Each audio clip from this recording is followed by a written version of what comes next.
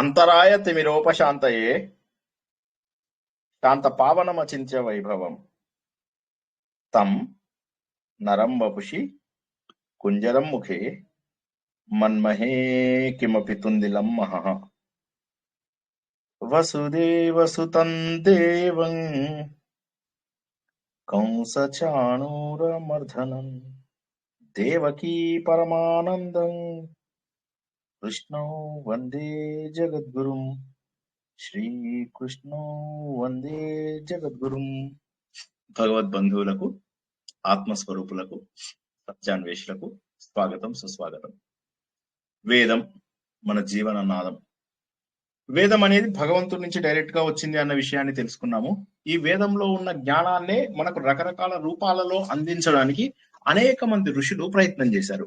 ఎంతో మంది ఋషులు దర్శించారు, వేదాలలో ఉన్న జ్ఞానాన్ని దర్శించి వారు మనకు ఆ దర్శించినటువంటి విషయాలన్నింటినీ కూడా అందించారు. ఈ అందించిన అన్ని విషయాలను కూడా మన విశ్వామిత్రుడు ఏం చేశారు, మన వేదవ్యాసుడు ఏం చేశారంటే వీటన్నిటి కూడా చక్కగా విభజన చేసి దేనికి దానికి అన్నట్టుగా ఋగ్వేదము, యజుర్వేదము, సామవేదము, అథర్వణ వేదము, మళ్ళీ 4 కూడా 4 శిష్యులకు ఇచ్చి ఈ విధంగా జనాలలోకి జ్ఞానాన్ని తీసుకెళ్ళండి అని చెప్పేసి చెప్పారనమాట. అటువంటి మహోన్నతమైనటువంటిది వేదము. వేదంలో ఉన్నదే మన హిందూ ధర్మం లోపల ఆచరణీయము. వేదంలో లేనిది అంటే అది ఆచరణీయమైనటువంటిది కాదు. అయితే కానీ వేదాలతో సమానమైనటువంటివి పురాణములు, అవి కూడా వేదవ్యాసుడే ఇచ్చారు.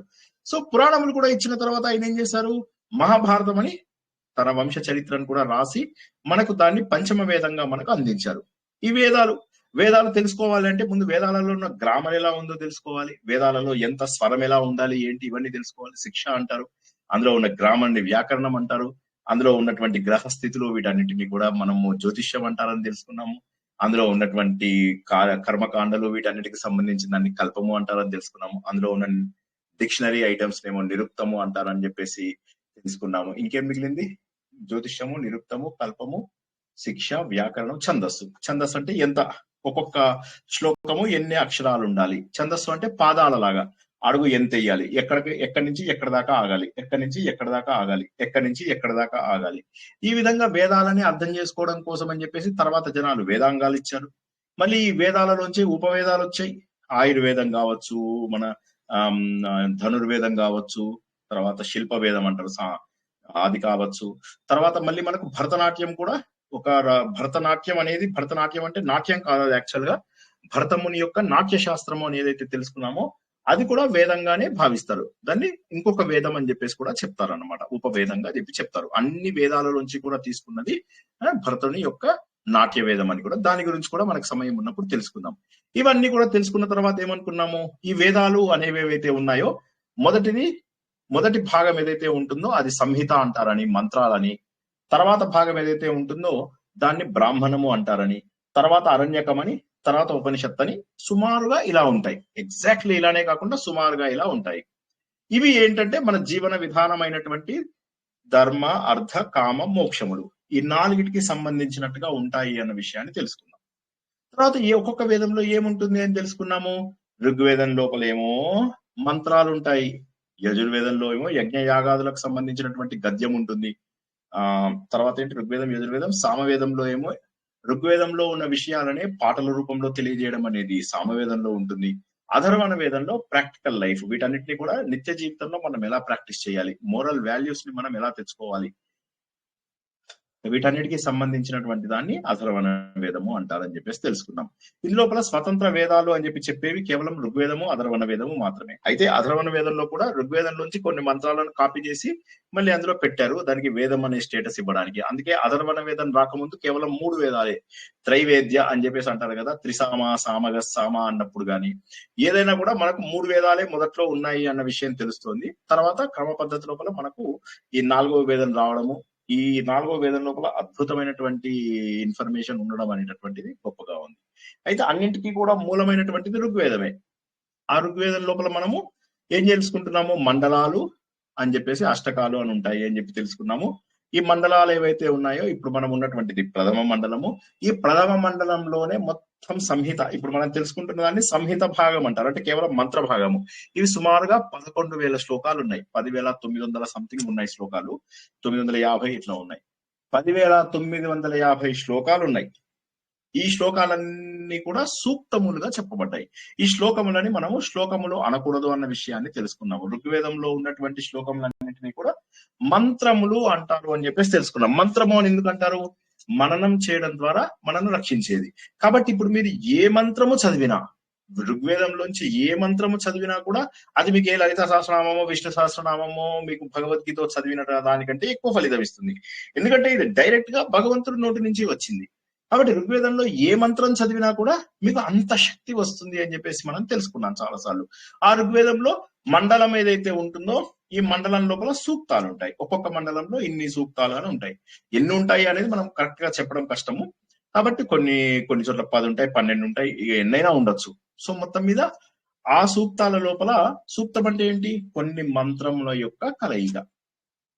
అందులోపల మనం ఏం చేసాం? ఇప్పటి వరకు మనము 5 సూక్తములని పూర్తి చేసుకున్నాం. ఋగ్వేదంలోని ప్రథమ మండలంలోని 5 సూక్తములను మనము పూర్తి చేసుకున్నాం.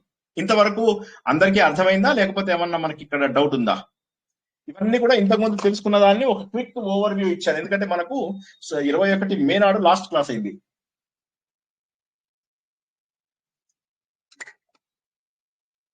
21 మే నాడు లాస్ట్ క్లాస్ అయింది.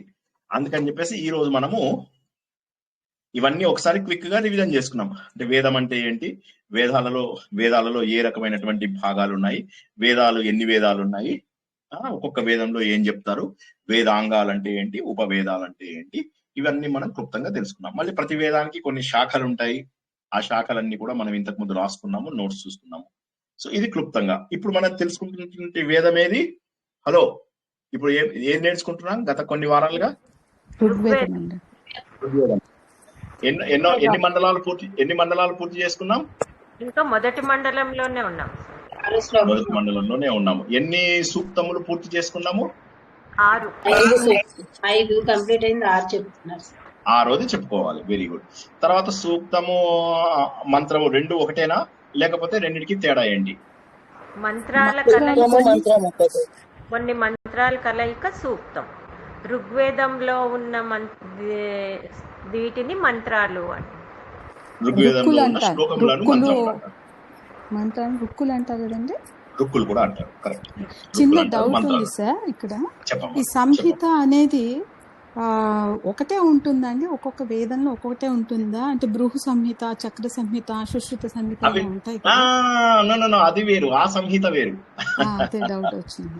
సంహిత అంటే చక్కగా చెప్పబడినది అనే మీనింగ్. అది సంకలనం. ఓకేనా? అది వేరు, ఆ సంహిత వేరు. ఆ సంహితకి దీని ఋగ్వేద సంహితకి మనకు తేడా లేదు. ఇప్పుడు మనం చెప్పుకుంటున్నది ఋగ్వేద సంహిత. మిగతా సంహితలు అంటే మంచిగా చెప్పబడిన ఏ వాక్యమైనా కూడా సంహితము. మనకు హితం చేసి సమ్యక్ హితం చేసేటటువంటి ప్రతి మాట కూడా సంహితమే. కానీ ఇక్కడ మనం చెప్పుకుంటున్నది ఋగ్వేదంలోని మంత్ర భాగం ఏదైతే ఉందో, అంటే మొదటి భాగము, ఇది ధర్మమునకు సంబంధించింది. ఒక్కటే గుర్తుంచుకోండి, సంహిత అనేది ధర్మమును తెలియజేస్తుంది. సంహిత తర్వాత ఏమొస్తుంది? బ్రాహ్మణము. బ్రాహ్మణము ఏం చేస్తుందంటే మీకు అర్ధకామాలను తెలియజేస్తుంది. అంటే మన గృహస్థాశ్రమంలో మనం సంపాదించుకునేవన్నీ తెలుస్తాయి.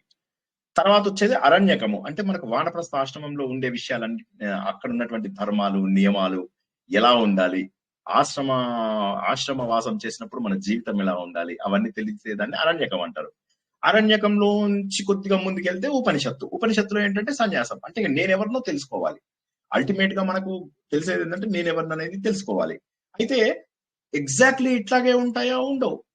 కొన్ని ఓవర్లాప్స్ చాలా ఉంటాయి. ఓవర్లాప్ అంటే ఒక దాంట్లోంచి ఒకటి కలుస్తాయి. ఉదాహరణకి తీసుకుంటే బృహద అరణ్యక ఉపనిషత్తు అన్నారు.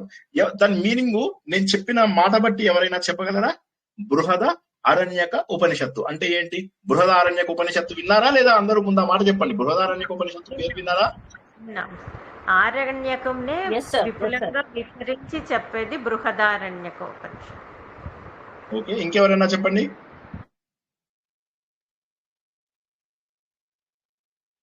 బృహద అరణ్యక ఉపనిషత్తు అంటే ఏంటి? బృహత్ అని కదా వస్తుందా సార్? ఏంటమ్మా? అరణ్యకంలోని చివరి భాగాలు ఉపనిషత్తులు సార్. కరెక్ట్. వేదంలోని చివరి భాగాలు ఉపనిషత్తులు. కానీ ఉపనిషత్తు మరి అరణ్యకం అని ఎందుకు పేరుంది? బృహద అరణ్యక వివరంగా చెప్పే అరణ్య శాస్త్రంలోంచి చాలా విస్తృతంగా చెప్పేది కదా సార్. అరణ్యంలోని ఋషులు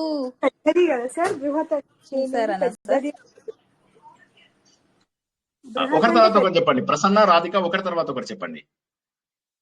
సార్ బృహత్ అంటే పెద్దది, చాలా పెద్దది అనే అర్థం వస్తుంది కదా సార్? అవును. అంటే సార్ అరణ్యంలో ఋషులు చేసిన అధ్యయనము అనే సో బేసికల్ గా ఏంటంటే అరణ్యకాలలోనే ఉపనిషత్తులు భాగమని కొంతమంది భావిస్తారు. అంటే అసలు యాక్చువల్ గా కొంతమంది ఏమంటారంటే అసలు 4 భాగాలు లేవు, సంహిత అరణ్యకం 2 అని చెప్తారు. కొంతమంది అంటారు లేదు, సంహిత బ్రాహ్మణం అని 2 ఉన్నాయి, బ్రాహ్మణంలోనే మళ్ళీ అరణ్యకము ఉపనిషత్తు ఉంది అని కూడా కొంతమంది చెప్తారు. కొంతమంది అసలు ఉపనిషత్తు గురించి చెప్పరు, సంహిత బ్రాహ్మణము అరణ్యకము అంటారు, ఉపనిషత్తు అనేది ప్రత్యేక శాస్త్రంగా భావిస్తారు. ఇప్పుడు చెప్పుకునేది ఏదైతే ఉందో బృహద అరణ్యక ఉపనిషత్తు అనేటటువంటిది ఏదైతే ఉందో అది అరణ్యకంలో తెలిపిన మోక్ష శాస్త్రము. అరణ్యకంలోనే వచ్చేసింది మోక్షము. ఎలా రావాలి మనకు?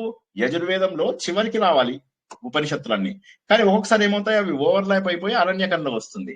సో కాబట్టి ఏమైందంటే యజుర్వేదం లోపల మీకు యజుర్వేదంలో ఎక్కువ ఉపనిషత్తులు మనకు ఉన్నాయని ఇంతకు ముందు కూడా తెలుసుకున్నాం కదా మనం. సో గుర్తున్నాయా ఎవరికి ఎందులో ఉన్నాయో? ఐతరేయ, కౌశితకి ఎందులో ఉన్నాయి? ఏ వేదం? ఋగ్వేదం. రాధిక నువ్వు చెప్పద్దు, వేరే వాళ్ళు ట్రై చేయండి. కేన చాందోగ్య ఉపనిషత్తులు?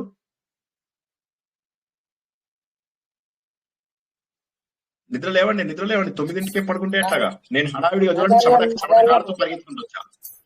కేన చాందోగ్య ఉపనిషత్తులు ఏ వేదం?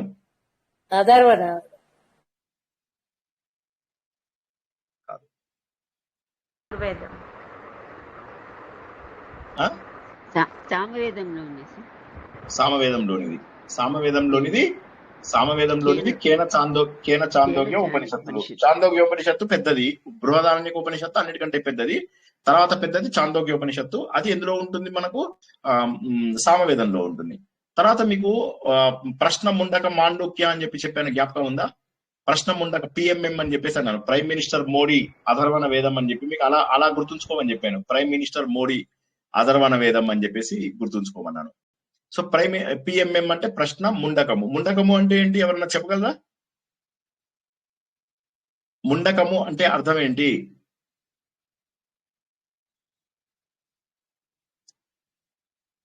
ముండకం అంటే గుండు గీయడం, దాన్ని ముండకము అంటారు. మాండూక్యము అంటే ఏంటి? తర్వాత ఉపనిషత్తు పేరు మాండూక్యం. దాని మీనింగ్ ఏంటి? కప్ప అంటే కప్పలాగా జంప్ చేస్తుంది అన్నమాట. ఆ ఉ మా తురియము, ఆ ఉ మా తురియము, ఆ ఉ మా తురియము అంటే మాండూక్యోపనిషత్తు ఓంకారం గురించి చెప్తుంది అనమాట. సో ఇట్లా షార్ట్ కట్స్ లాగా గుర్తుంచుకోండి. అన్ని గుర్తుంచుకోవడం కష్టము, కాస్త పాత నోట్స్ రిఫర్ చేయండి. నేను ఎప్పుడు చెప్పినట్టుగా రోజంతా కూడా దైవ ధ్యానంలో అంటే దేవుడిని రామా రామా రామా అని అలా ప్రార్థించకుండా నేర్చుకున్న విషయాలను ఆలోచించడము, కొత్త విషయాలు తెలుసుకోవడంలో సమయాన్ని కేటాయించడము ఏమవుతుంది తెలుసా? ఇక్కడ బుద్ధి వికసిస్తుంది. మళ్ళీ చెప్తున్నా సార్, బుద్ధి వికసించడం అవసరమా? జ్ఞానమునకు, వేదమునకు అంటే అవసరము. ఎందుకంటే వేదం అంటేనే విద్య. విద్ అంటే వేదము, చదువుకునేది, జ్ఞానము, విద్య అని అంటామా? దేవుళ్ళు ఇచ్చినటువంటి వేదము. కాబట్టి అందులోపల తెలివి రావాలంటే ఇది మనము బుద్ధికి వికసింపజేయాలి, యాక్టివేట్ చేయాలి. కీ తాళం చెవిని తెరవాలన్నమాట. తెరవాలి అంటే ఏంటి? వేదమే ముందు కారణం. మిగతావన్నీ వేదం నుంచి వచ్చినవే, కానీ వేదం అనేది ప్యూరెస్ట్ ఫామ్. ఇప్పుడు మీకు మంచినీళ్ళు ఉన్నాయి, అక్కడెక్కడో కిలోమీటర్ పోతే మీకు ఆర్ఓ వాటర్ ఉన్నాయి అనుకోండి, మంచి వాటర్ తాగుతారు. ఆర్ఓ వాటర్ దాకా వెళ్లాల్సిన అవసరం ఏముంది? మంచి వాటర్ అవైలబుల్ ఉంటే ఆర్ఓ దాకా వెళ్లాల్సిన అవసరం ఏముంది? సో కాబట్టి వేదాలలో ఉన్నటువంటిది అద్భుతమైనటువంటి జ్ఞానం. ఇంకోటి గుర్తుంచుకోండి, వేదము తెలుసుకోవడం అనేది అదృష్టం. సార్ వేదం తెలుసుకుంటే పుణ్యం వస్తుందా అంటే ఇది ఒక్కటి బాడిగారు వస్తుంది, మిగతావన్నీ నేర్చుకుంటే పుణ్యం రాదు, మీకు ఆలోచన శక్తి రావచ్చు. వేదంలో ఏంటంటే శబ్దం ద్వారా వచ్చేటటువంటిది, వేదంలో ఉండేటటువంటి ఆలోచన శక్తి ద్వారా వచ్చేది. ఇది మీకు చాలా పరిణతిని తీసుకొస్తుంది. తర్వాత వేద మంత్రాలు నేను చదివితే కాదు, మీరు చదివితే మీకు వేద మంత్రాలు మీరే కొన్నాళ్ళు చదవగా ఎందుకంటే మనం కొద్దిగా ఇప్పుడు నేను కూడా ఇవాళ సూక్తం చెప్పాలి, సూక్తం నేనేం బట్టి కొట్టుకు రాలేదు కదా, చూసుకుని చదివినప్పుడు ఏమైనా తప్పులు చదివే ఛాన్స్ ఉంది, పర్వాలేదు, మనం నేర్చుకుంటున్నాం కాబట్టి పర్వాలేదు.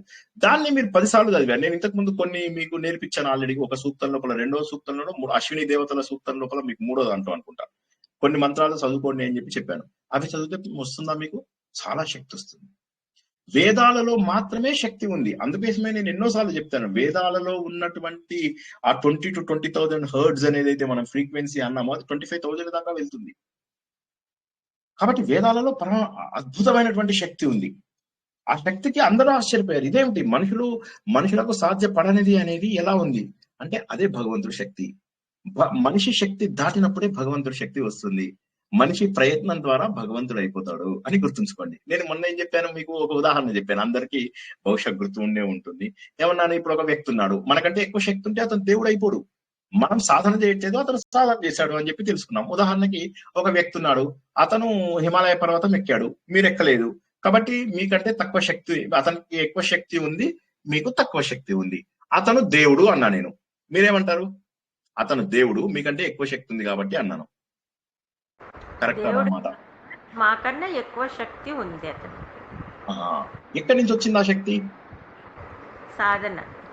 సాధన వల్ల వచ్చింది. అదే ఒక వ్యక్తికి కాలు లేదు, కాలు లేకపోయినా కూడా అతను హిమాలయ పర్వతాలు ఎక్కాడు. సో మన కాళ్ళుండి ఎక్కట్లేదు అంటే దానికి కారణం ఏంటి? మనుషులు చెయ్యలేరు ఈ పనిని అని మనం అనుకుంటాం. మనం ఏమనుకుంటాం? హిమాలయ పర్వతం మనం ఎక్కలేమండి అని అనుకుంటాం. కానీ కాలు లేని వ్యక్తి కూడా హిమాలయం ఎక్కాడు. ఆక్సిజన్ తీసుకోకుండా కూడా హిమాలయం ఎక్కారు. మా తెలంగాణ పిల్ల పూర్ణ అమ్మ చెప్పండి, శివవాణి గారు. విల్ పవర్ అదే అది ఎక్కడి నుంచి వస్తుంది? ఆ సంకల్ప అంటే నేను మళ్ళీ మీకు ఒకటే మాట చెప్తున్నానమ్మా, అందరూ ఇదొక్కటి జాగ్రత్తగా గుర్తుంచుకోండి.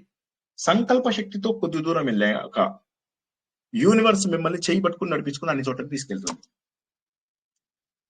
శాస్త్రవేత్తలు ఇన్ని రహస్యాలు కనుక్కున్నారు, కొన్ని రహస్యాలను కనుక్కోలేదు. ఉదాహరణకి ఇప్పుడు చాలా విషయాలలో పరిశోధనలు చేస్తున్నారు, కొన్నేళ్లుగా పరిశోధనలు చేస్తున్నారు, కొన్ని విషయాలలో కనుక్కోలేకపోతున్నారు, కొన్ని మాత్రం కనుక్కోగలుగుతున్నారు. దానికి కారణం ఏంటి? ప్రకృతి కష్టంగా ఉంది అని కాదు. ఎక్కడైతే మన సాధన సంకల్పము సరిగా ఉండి ముందుకెళ్తామో ప్రకృతి శక్తి తనంతట తాను మనకు దారి చూపించి మనల్ని అక్కడికి తీసుకెళ్తుంది. సైంటిస్టులు అంత గొప్ప వాళ్ళు అయితే అన్ని కనుక్కునే వాళ్ళు, అన్ని కనుక్కోలేదు అంటే కారణం ఏంటి? సాధన ఇంకా సరిపోలేదు. సాధన సరిపోయిన వ్యక్తికి ప్రకృతి శక్తులే ముందుకు తీసుకెళ్తాయి. మనం ప్రపంచంలో ఎన్నో విషయాలు చూస్తాం, ఇవి మానవులు చేయగలిగేవేనా అని అనుకుంటాం, కానీ మానవులు చేసి చూపిస్తున్నారు. ఒక్క ఓవర్లో 6 సిక్సర్స్ కొట్టి యువరాజ్ సింగ్ ఆ రోజు కొట్టినప్పుడు మనం ఏమనుకున్నాం? ఎప్పుడో అంతకుముందు ఎప్పుడో రవిశాస్త్రి కొట్టాడు, వీళ్ళు కొట్టారు అని అనుకున్నాం. కానీ T20 లోపల అలా కొట్టేస్తారని ఆ క్షణంలో అతనికే తెలియదు. అతన్నే ఇంకోసారి కొట్టమనండి. క్రిస్ గేల్ ఎలా కొట్టాడు? 170 రన్స్ కొట్టాడు. మరి T20లో ఎలా కొట్టగలిగాడు? మానవులకు అసాధ్యమైనటువంటి. క్రిస్ గేల్ కి హార్ట్ లోపల హోల్ ఉంది, శరీరంలో భాగాలలో ప్రాబ్లం ఉంది, కానీ అతను ఒక లెజెండ్ గా మిగిలిపోయాడు క్రికెట్ లోపల. మీకు ఇతను తెలుసు కదా, డివిలియర్స్ తెలుసా అందరికి?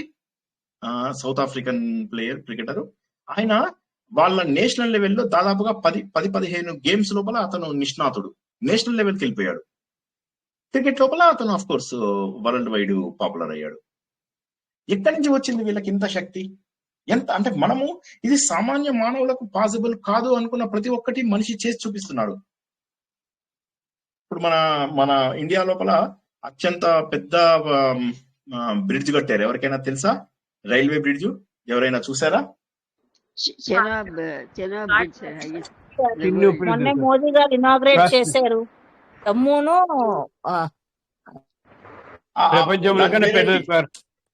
ప్రపంచంలో కన్నా పెద్దది చెనాబ్ నది మీద bridge in the world, highest bridge Chenab. Correct. అది సో 359 మీటర్లు. మాటలు కాదు, అది సామాన్యం కాదు. అంటే మానవులకి శక్తి ఎక్కడి నుంచి వస్తుంది అంటే అది ప్రకృతి శక్తుల నుంచి వస్తుంది. గుర్తుంచుకోండి, సంకల్పం చేసిన వ్యక్తులకు మాత్రమే వస్తుంది. అర్హత ఉన్న వాడికి మాత్రమే. తెలుగు మహిళ ఉంది సార్, మాధవీలత. అవును. అయితే సో ఇక్కడ మనం ఏం తెలుసుకుంటున్నామంటే, మన మానవుడు చేయడానికి కారణం ఏంటంటే ప్రకృతి శక్తులన్నీ కూలబడుకుని వస్తాయి. అవన్నీ కూడా మనకు వేదాలలో తెలుస్తాయి. ఆ విషయాలన్నీ కూడా వేదాలలో తెలుస్తాయి. వేదాలు అనేవి ఏంటంటే అత్యంత శక్తి కలిగినటువంటివి. వేదాలు మోస్ట్ మోస్ట్ మోస్ట్ పవర్ఫుల్. ఆ వేదాల లోపల మొదట సంహిత భాగం ఏదైతే ఉందో ఇది మంత్రము అంటారు. మంత్రము అంటే ఏంటంటే మననాత్ త్రాయతే ఇది మంత్ర. మననం చేయడం ద్వారా మనను రక్షింపజేసేది. మననం అంటే రిపిటేషన్ కాదు ఇక్కడ. మననం అంటే దాన్ని అర్థం చేసుకోవడం. సార్ ఎలా అర్థం చేసుకోవాలి సార్ అంటే మనకేమవుతుంది? సంహిత అనగానే చాలా మంది ఏంటంటే యజ్ఞయాగాదులు. మీరు చూడండి, సంహితలో చాలా సార్లు ఏముంటుందో నేను చెప్తాను, ఇప్పుడే చెప్పేస్తున్నా. సంహిత మొత్తంలో మీకు ఏముంటుందంటే కొన్ని చోట్ల కథ ఉంటుంది. ఉదాహరణకి నాసదీయ సూక్తము, పురుష సూక్తము, తర్వాత విశ్వామిత్రుడివి కొన్ని వస్తాయి, మధ్య లోపల సరమాఫని కొన్ని వస్తాయి, కొన్ని కథలు వస్తాయి. ఆ కథలతో ఉన్న సూక్తములు వదిలేసినట్లయితే ఎక్కువగా ఏంటంటే ఇంద్రుడిని అగ్నిదేవుడికి ఎక్కువ ఉంటాయి. మాక్సిమం ఇంద్రుడివి, తర్వాత సెకండ్ మాక్సిమం అగ్నిదేవుడు ఉంటాయి. వీళ్ళిద్దరిని పూజిస్తారు. వచ్చేసి మమ్మల్ని కాపాడు, నీకోసం యజ్ఞం చేస్తున్నాము, నీకోసం సోమరసం సిద్ధం చేశాము, నీకోసం పాటలు పాడుతున్నాము, నీ గురించి స్తుతిస్తున్నాము, మా లోపల ప్రకాశాన్ని నింపు, మాకు సంపదలతో నింపు. ఇవన్నీ చూసినప్పుడు ఏమనిపిస్తుందంటే ఇవి కేవలము కర్మకాండలు. అండ్ అదృష్టవశాత్తు దురదృష్టవశాత్తు కూడా ఏమంటారంటే ఈ మొదట భాగాలు, వేదాలలో ఉన్న మొదటి భాగాలన్నింటి కూడా కర్మకాండాలని అంటారు. ఎందుకంటే యజ్ఞ యాగాదులలో ఉపయోగించే మంత్రములను మనం ఇప్పుడు తెలుసుకుంటున్నాం. యజ్ఞ యాగాదులను గద్యంలో చేసేవి ఏవైతే ఉంటాయో అది యజుర్వేదము. వాటిని పాటల రూపంలో చేసే వాటిని సామవేదం అన్నాము.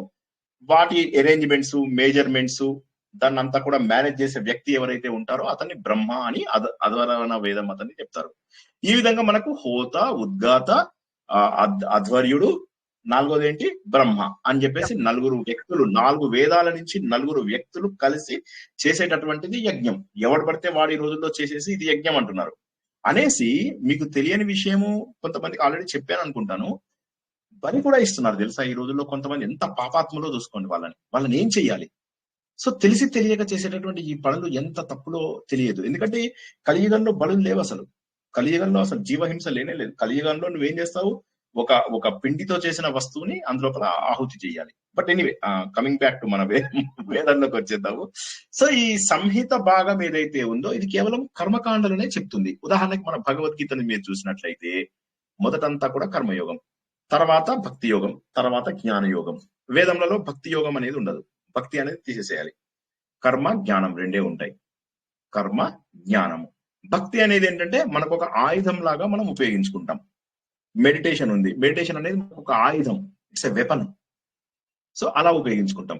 కానీ యాక్చువల్ గా చెప్పాలి అంటే కర్మ జ్ఞానం రెండే ఉన్నాయి. కర్మయోగం చేయడం ద్వారా క్రమ పద్ధతిలో మనసు పెరిగి వికసితమై నేనెవర్ని అనే ఆలోచనతోటి ఇలా వృద్ధి చెంది నేను భగవంతుడి యొక్క స్వరూపాన్ని అని చెప్పి తెలుసుకుంటాం.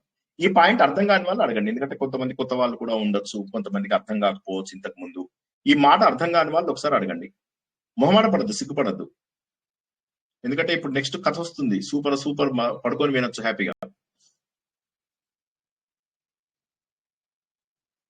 కర్మ అంటే పనులు చేయడం.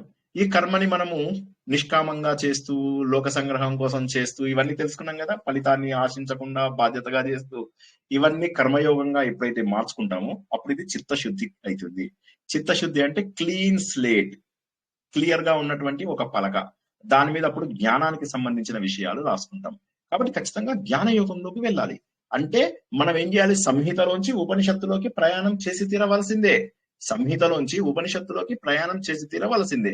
ఉపనిషత్తులో జ్ఞానము, సంహితలో కర్మకాండలు. అయితే సంహిత కర్మకాండనేనా పూర్తిగా? ఇది కూడా మళ్ళీ ఆలోచిస్తే కాదు. సంహిత అనేది పైకి చూస్తే కర్మకాండ, కానీ లోపల చూస్తే ఆధ్యాత్మిక విషయాలు ఉన్నాయి అని చెప్పి తెలుసుకున్నాము. ఈ మండలం మొత్తము కూడా విశ్వామిత్రుడి యొక్క కుమారుడైనటువంటి మధుశ్చంద్ర విశ్వామిత్రుడు రాశాడు అని చెప్పి తెలుసుకున్నాము. చాలా వరకు ఇది గాయత్రి ఛందస్సులో రాయబడినదే. గాయత్రి ఛందస్సు అంటే ఎన్ని అక్షరాలు? 24 అంటే ఒక్కొక్క దాంట్లో ఎన్ని ఉంటాయి? 8 ఉంటాయి సార్. 3 చరణాలు ఉంటాయి.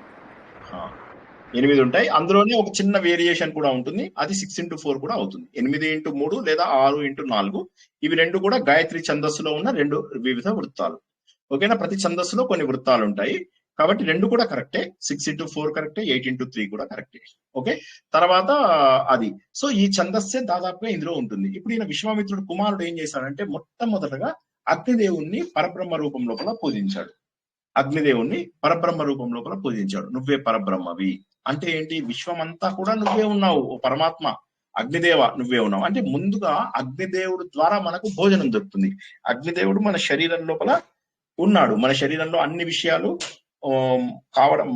పూర్తి కావడానికి కారణము అగ్నిదేవుడే. మన శరీరము 98.4 degrees Fahrenheit మెయింటైన్ చేయడము అంటే అది కూడా అగ్ని. కాబట్టి అంతటా వ్యాప్తి చెందినటువంటి అగ్నిదేవుడి గురించి మనం మొదటి సూక్తం లోపల తెలుసుకున్నాం. అందులోనే అగ్నిం ఈలే పురోహితం అని చెప్పేసి ఏదైతే తెలుసుకున్నామో అది అందులోపల ఆ ప్రేరణ శక్తిని ముందు బాబు అగ్నిదేవుడా మాకు ప్రేరేపించు, నువ్వు రావాలి అని చెప్పేసి ఆ ప్రేరణ శక్తిని ఆహ్వానించడము ముందు తెలుసుకున్నాం అందులో. తర్వాత ఏం తెలుసుకున్నాము, నా కార్యాన్ని నేను ధర్మబద్ధంగా చేసేలాగా చూడు. నువ్వు పురోహితుడివి, పురంనకు హితం కల్పించేవాడివి, నీ గురించి చాలా మంది ఇంతకుముందు ఎన్నో విషయాలు చెప్పారు. కాబట్టి నా కార్యాన్ని నేను ధర్మబద్ధంగా చేసేలాగా చెయ్యి అని చెప్పేసి తర్వాత అందులోనే తెలుసుకున్నాం, మొదటి సూక్తంలోనే. తర్వాత ఏం తెలుసుకున్నావు, నువ్వు మాకు తండ్రి లాంటి వాడివి. తండ్రి లాంటి వాడు అన్నప్పుడు ఏమవుతుంది, తండ్రి ప్రతి విషయాన్ని కూడా కొడుకు ఏ విధంగానైతే జ్ఞానబోధ చేస్తాడో అలా మాకు జ్ఞానబోధ చెయ్యి అని చెప్పి అగ్నిదేవుణ్ణి పరబ్రహ్మ స్వరూపంగా పూజించి, బాబు నువ్వు రా నాలోకి, నువ్వు అంతటా వ్యాపించి ఉన్నావు, నా శరీరంలో వ్యాపించి ఉన్నావు, నేను చేసేటటువంటి ప్రతి పని కూడా అగ్ని అని చెప్పి అక్కడ పేరు అగ్ని అయినప్పటికీ కూడా అగ్నిలో కూడా మనం పరబ్రహ్మ స్వరూపాన్ని చూస్తున్నాము. భగవంతుడు సర్వవ్యాపి, రూపం లేనటువంటి వ్యక్తి. ఆయనకు మొదటి రూపం ఏం పెట్టుకున్నాం మనము? మొదటి రూపము అగ్ని. ఆ మొదటి రూపము అగ్ని పెట్టుకున్నాము. పెట్టుకుని ఆ విధంగా మొదటి సూక్తంలో మనం ఏం తెలుసుకున్నాము, చాలా రోజుల కింద 6-7 వారాల కింద అందులోపల ప్రేరణ శక్తిని ఆహ్వానించుకున్నాము అని చెప్పేసి తెలుసుకున్నాం. తర్వాత ఏమైంది, రెండవ సూక్తం వచ్చేసరికి అందులోపల ఏం తెలుసుకున్నామంటే వాయువుని ఇంట్రడ్యూస్ చేశాడు ఆయన. ఎందుకంటే వాయువు అంటే ప్రాణవాయువు, ప్రాణవాయువు గొప్పది. ఈ రోజు మనం చెప్పుకోబోయే కథలో కూడా ప్రాణవాయువుకు సంబంధించిందే ఉంటుంది. తర్వాత ఏం చెప్పాడు, ఇంద్రుడు వాయువు అంటే ప్రాణవాయువు ఇంద్రియ శక్తి, అంటే వాయువు కావాలి మనకు, ఇంద్రియాలలో పటుత్వం కూడా కావాలి. తర్వాత మిత్రావరుణులు అంటే ధర్మబద్ధమైనటువంటి జీవితం గడపాలి, సత్యం ఉన్నటువంటి జీవితం గడపాలి. ఈ మూడిటికి కలిపినటువంటిది రెండవ సూక్తంలో మనం ఏం తెలుసుకున్నాము, వాయుదేవుడిని ముందు ఆహ్వానించి, వాయుదేవుడా నువ్వు నీ వల్ల మా ప్రాణం నిలబడుతుంది అని తెలిసావు. తర్వాత ఇంద్రుడిని వాయువుని సమానంగా పిలిచి, నీ వల్ల ప్రాణం వస్తుంది, నీ వల్ల నా ఇంద్రియాలలో నా చేతులు కాళ్ళు కదులుతున్నాయి అని చెప్పి వాళ్ళని ప్రార్థించాం. తర్వాత మిత్రావరుణులు ఎవరైతే ఉన్నారో వీళ్ళ ద్వారా మనకు ధర్మబద్ధమైనటువంటి జీవితము, సత్యమైన జీవితం దొరుకుతుంది అని చెప్పి ఒక గొప్ప ప్రార్థన చేశాం మనం రెండవ సూక్తం లోపల. అంటే మనం ఏంటి, ఒక్కొక్క సూక్తం లోపల ఒక్కొక్క విషయం తెలుసుకుంటున్నాం. తర్వాత అంటే ఏంటి దాని వెనకాల కారణం ఏంటి? మొదటి సూక్తంలో మనం తెలుసుకున్నది ఏంటంటే అగ్నిదేవుణ్ణి పరబ్రహ్మ రూపం అనుకున్నాం. ఆ అగ్నిదేవుడు యొక్క వివిధ రూపాలలో వాయువుని, ఇంద్రుణ్ణి, తర్వాత వీళ్ళందరినీ పెట్టుకుని, వాయుదేవుడు నువ్వెవరో తెలుసా, నా ప్రాణశక్తివి. ఇంద్ర వాయువు మీ ఇద్దరిని ఎందుకు పిలిచాను తెలుసా, మీ ఇద్దరు నాకు ధైర్యాన్ని ఇవ్వాలి, నేను కర్మ చేయడానికి కావలసినటువంటి శక్తిని ఇవ్వాలి. మిత్రావరుణ మిమ్మల్ని ఎందుకు పిలిచాను తెలుసా, నా బుద్ధి శుద్ధిగా ఉండాలి, నేను ఎప్పుడు కూడా ధర్మబద్ధమైనటువంటి జీవితం నడవాలి అని చెప్పి తెలియడానికి అక్కడ పిలిచాం. సో ఇది తత్వం ఉన్నటువంటిది, ఏదో జస్ట్ ప్రార్థన కాకుండా నన్ను నేను పవిత్రం చేసుకోవాలి. మళ్ళీ ఒకసారి చెప్తున్నా, పరబ్రహ్మని పిలిచి ఆయనను ఎలాంటి శక్తులు అడిగాము అంటే, నాకు కారు కొనియు, బంగ్లా కొనియు అని అడగలేదు. పరబ్రహ్మని మనం ఏమడుగుతున్నామంటే, ఓ పరబ్రహ్మ నా లోపల ఇటువంటి శక్తుల్ని నువ్వు అందించు, ఏ శక్తులైతే నన్ను శుద్ధి చేస్తాయో అని. తర్వాత మూడో దాంట్లోకి వచ్చేసరికి బోల్డంత మంది దేవతలను పిలుస్తాడు ఆయన. అశ్విని దేవతలు, ఇంద్రుడు, విశ్వదేవతలు, సరస్వతి దేవి. ఎందుకు వీళ్ళని పిలవడం ద్వారా ఏమవుతుంది, అశ్విని దేవతలు ఏమో మనకు హెల్త్ కారకులు. అశ్విని దేవతలు అంటే హెల్త్ అని, మన ముక్కులో ఉంటారని మనం తెలుసుకున్నాం కదా. ఈ అశ్విని దేవతలు ఏం చేస్తారు, మన శారీరక మానసిక శక్తుల లోపల మనకు ప్రేరణ కలిగిస్తారు. సరస్వతి దేవి ఏమో జ్ఞానాన్ని కలిగిస్తుంది, ఇంద్రుడేమో మనకు ధైర్యాన్ని, తర్వాత జ్ఞాన సముపార్జనకు కావలసినటువంటి బుద్ధిని ప్రచోదయిస్తాడు అని చెప్పేసి మనము మూడవ సూక్తం లోపల తెలుసుకున్నాం. మూడో సూక్తం లోపల ఎక్కువ మంది దేవతలు వస్తారు. సరస్వతి దేవిని ఎవరైనా అడిగారు అనుకోండి, సరస్వతి దేవిని మొట్టమొదటిసారిగా పూజించినది ఎక్కడా అని అన్నారు అనుకోండి, అంటే చెప్తారు. అందుకే ఈ సరస్వతి నది ఋగ్వేదంలో అత్యధిక సార్లు వచ్చింది. అసలు ఋగ్వేదంలో చూసినట్లయితే మీరు గంగ పేరు, యమున పేరు చాలా తక్కువ, లేనట్టే లెక్క. కానీ సరస్వతి పేరు ఎన్నిసార్లు ఉందో, సరస్వతి ద్వారా పరిపూర్ణమైనటువంటి జ్ఞానము, బుద్ధి, వాక్కు, వెలుతురు అంటే ఏమంటారు దాన్ని, ప్రభ అన్ని కూడా వస్తాయి మనకు అని చెప్పేసి మూడవ సూక్తంలో తెలుసుకున్నాం. కాబట్టి మూడవ సూక్తం చాలా ఇంపార్టెంట్. మొదటి సూక్తంలో ఏం తెలుసుకున్నాము, ఓ పరబ్రహ్మ నువ్వు అగ్ని రూపంలో ఉన్నావు అని చెప్పి తెలుసుకున్నాం. రెండో దగ్గరికి వచ్చేసరికి ఏంటి, నాకు కావాల్సినటువంటి శక్తి ఇవ్వాలి అని చెప్పి తెలుసుకున్నాం. మూడో దగ్గరికి వచ్చేసరికి అంటే ప్రాణవాయువుని వాళ్ళని ప్రార్థించడం ద్వారా. మూడో దగ్గరికి వచ్చేసరికి సరస్వతి దేవిని ఇంట్రొడ్యూస్ చేయడం ద్వారా నా తెలివితేటలకు కావాల్సినటువంటివి రావాలి అని చెప్పేసి తెలుసుకున్నాం. నాలుగో సూక్తం దగ్గరికి వచ్చేసరికి ఇంకా ఇక్కడ నుంచి ఇంద్రుడు యొక్క బలాన్ని బాగా ఉపయోగిస్తారన్నమాట. ఏంటంటే, ఇంద్రుడా నువ్వు నా తపస్సుకి నువ్వు తోడ్పడు, నేను నీ కోసము నిరంతరము కూడా తప్పించేలాగా చెయ్యు, నీ గురించి నేను నిరంతరము ఆలోచించేలాగా చెయ్యి, నువ్వే పరబ్రహ్మ స్వరూపుడవివో ఇంద్రుడా. ధ్యానానికి పునాది ఇది నా మనసులో ఉన్నటువంటి విజ్ఞాన శక్తి. నా మనసులో, నా బుద్ధిలో ఉన్నటువంటి విజ్ఞాన శక్తిని నేను యాక్టివేట్ చెయ్యాలి అంటే తపస్సు చెయ్యాలి. మళ్ళీ ఒకసారి చెప్తున్నా, నాలో ఉన్నటువంటి శక్తిని బయటికి తీయాలంటే తపస్సు చేయాలి. ఒక వ్యక్తి చిన్నప్పుడే ఆయనని తీసుకెళ్లి ఈయన పరమాచార్య గురించి చెప్పినప్పుడు కొన్ని కథలు చెప్తారు. అది ఎంతవరకు కరెక్ట్ అనేది చెప్పకపోయినా ఒక విషయం మాత్రం నేను మీకు చెప్పగలను, కొద్దిగా గుర్తుంచుకోండి. ఆయన చాలా చిన్నతనంలోనే ఆయనని శంకరాచార్య చేసినా కూడా ఆయన లోపల అంత జ్ఞానం ఎక్కడి నుంచి వచ్చింది అని చాలా మంది అడిగారు. అడిగితే అప్పుడు దానికి జవాబు ఏం చెప్పారు తెలుసా? ఆయన తపస్సు చేశారు, 10-12 ఏళ్ల పాటు తపస్సు చేశారు. సో ఏదైతే మీరు ధ్యాన యోగంలో తపస్సు ఏదైతే చేస్తారో అప్పుడు మీకు విపరీతమైనటువంటి శక్తి వస్తుందని గుర్తుంచుకోండి. అంటే ఏంటి? ధ్యానము, పూజ ఇవన్నీ కూడా మనస్సు లోపల మనము ముద్రించుకోవాలి. ధ్యానం అనేది మనస్సుతో చేసేదని గుర్తుంచుకోండి. అప్పుడు ఏమవుతుంది? బయట ఉన్న శత్రువులను మనం ఓడగొట్టుకుంటాం. ఇంద్రుడు అంటే ఎవరు? బయట ఉన్న శత్రువులని ఇంద్రుడు అంటే ఇంద్రియాలు. బయట ఉన్నటువంటి శత్రువులందరినీ మనం పోగొట్టుకుంటాం. నింద, భయము, ద్వేషము, రాగము, ఈ తెలియకుండా మనలో మనని బాధ పెట్టేటటువంటి శత్రువులు ఎవరైతే ఉన్నారో వాళ్ళని పోగొట్టుకుంటాం. అప్పుడే ఆనందమయమైనటువంటి సోమరసాన్ని తీసుకుంటాము. ఇందులోపల ఏమైతుంది అంటే మళ్ళీ ఇంద్రుడిని ఐదవ దాంట్లో కూడా మళ్ళీ ఇంద్రుడే దేవుడు. 5వ దాంట్లో కూడా ఇంద్రుడినే కొనసాగిస్తున్నాం. నీ సహాయంతో నేను కామక్రోధాలు ఇవన్నీ పోగొట్టుకుంటున్నాను. ధ్యాన మార్గంలో నేను ఉన్నాను. ఈ ధ్యాన మార్గంలో నాకేం ఏం దొరుకుతుందో తెలుసా? సోమరసం దొరుకుతుంది, ఆనందంగా ఉన్నాను. ధ్యానం చేసిన వాడు ఒక రకమైనటువంటి అమృతాన్ని తాగుతాడు. ఒక అమృతం ఇలా పడిపోతూ ఉంటుంది. ఈ విషయాన్ని మనం లలిత సహస్రనామంలో తెలుసుకున్నాం, మీ అందరికీ గుర్తుంటుంది.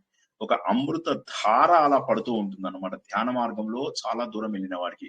ఆ ధ్యాన మార్గానికి నాకు ఉపయోగపడేటటువంటి ఓ ఇంద్ర, నీకు నా నమస్సులు, జీవితంలో నేను విజయం సాధించాలి అని చెప్పేసి ఈ 5 సూక్తములను నేర్చుకున్నాం. ఏం నేర్చుకున్నాం ఈ 5 సూక్తాలలో? మళ్ళీ క్లుప్తంగా తెలుసుకోవాలంటే అగ్నిదేవుణ్ణి పరబ్రహ్మగా భావిస్తూ అందులోపల నుంచి వాయుదేవుడు, ఇంద్రుడు, అశ్విని దేవత, మిత్ర, వరుణుడు, విశ్వదేవతలు, సరస్వతి వీరందరినీ పూజిస్తూ ఒక్కొక్క దేవతని ఒక్కొక్క శక్తి ఇవ్వమని మనం ప్రార్థిస్తున్నాం. ఒక్కొక్క దేవత అంటే ఒకే దేవుడు ఎన్నో రకాల శక్తులుగా విడిపోయాడు. కళ్ళల్లో చూసే శక్తిగా, ముక్కులో వాసన చూసే శక్తిగా, చెవుల లోపల వినే శక్తిగా, నోటిలో రుచి చూసే శక్తిగా, చేతులలో పనిచేసే శక్తిగా, చర్మం లోపల ముట్టుకునే శక్తిగా, ఒకే శక్తి ఇదంతా. ఆ గొప్ప శక్తులన్నిటి గురించి మనము 5 సూక్తములలో తెలుసుకున్నాం. వీటికి సంబంధించిన ఉపనిషత్ కథని ముందు తెలుసుకుందాం. ఎందుకంటే లాస్ట్ వీక్ మనం కథని లాస్ట్ వీక్ అంటే కథ తెలుసుకున్నప్పుడు అప్పుడు మనము ఒక కథ తెలుసుకోలేదు. ఈ రోజు కథ గురించి తెలుసుకుందాం. చాందోగ్య ఉపనిషత్తు లోపల ఏమవుతుందంటే వివాదం రాకూడదు అనే విషయాన్ని చెబుతూ ఏమంటారంటే అసలు వివాదం రాకూడదు. ఓ దగ్గర 4 కూర్చున్నారు అంటే వాళ్ళు ఏదో రకమైన కాంట్రవర్సీ. వివాదం అంటే కాంట్రవర్సీ.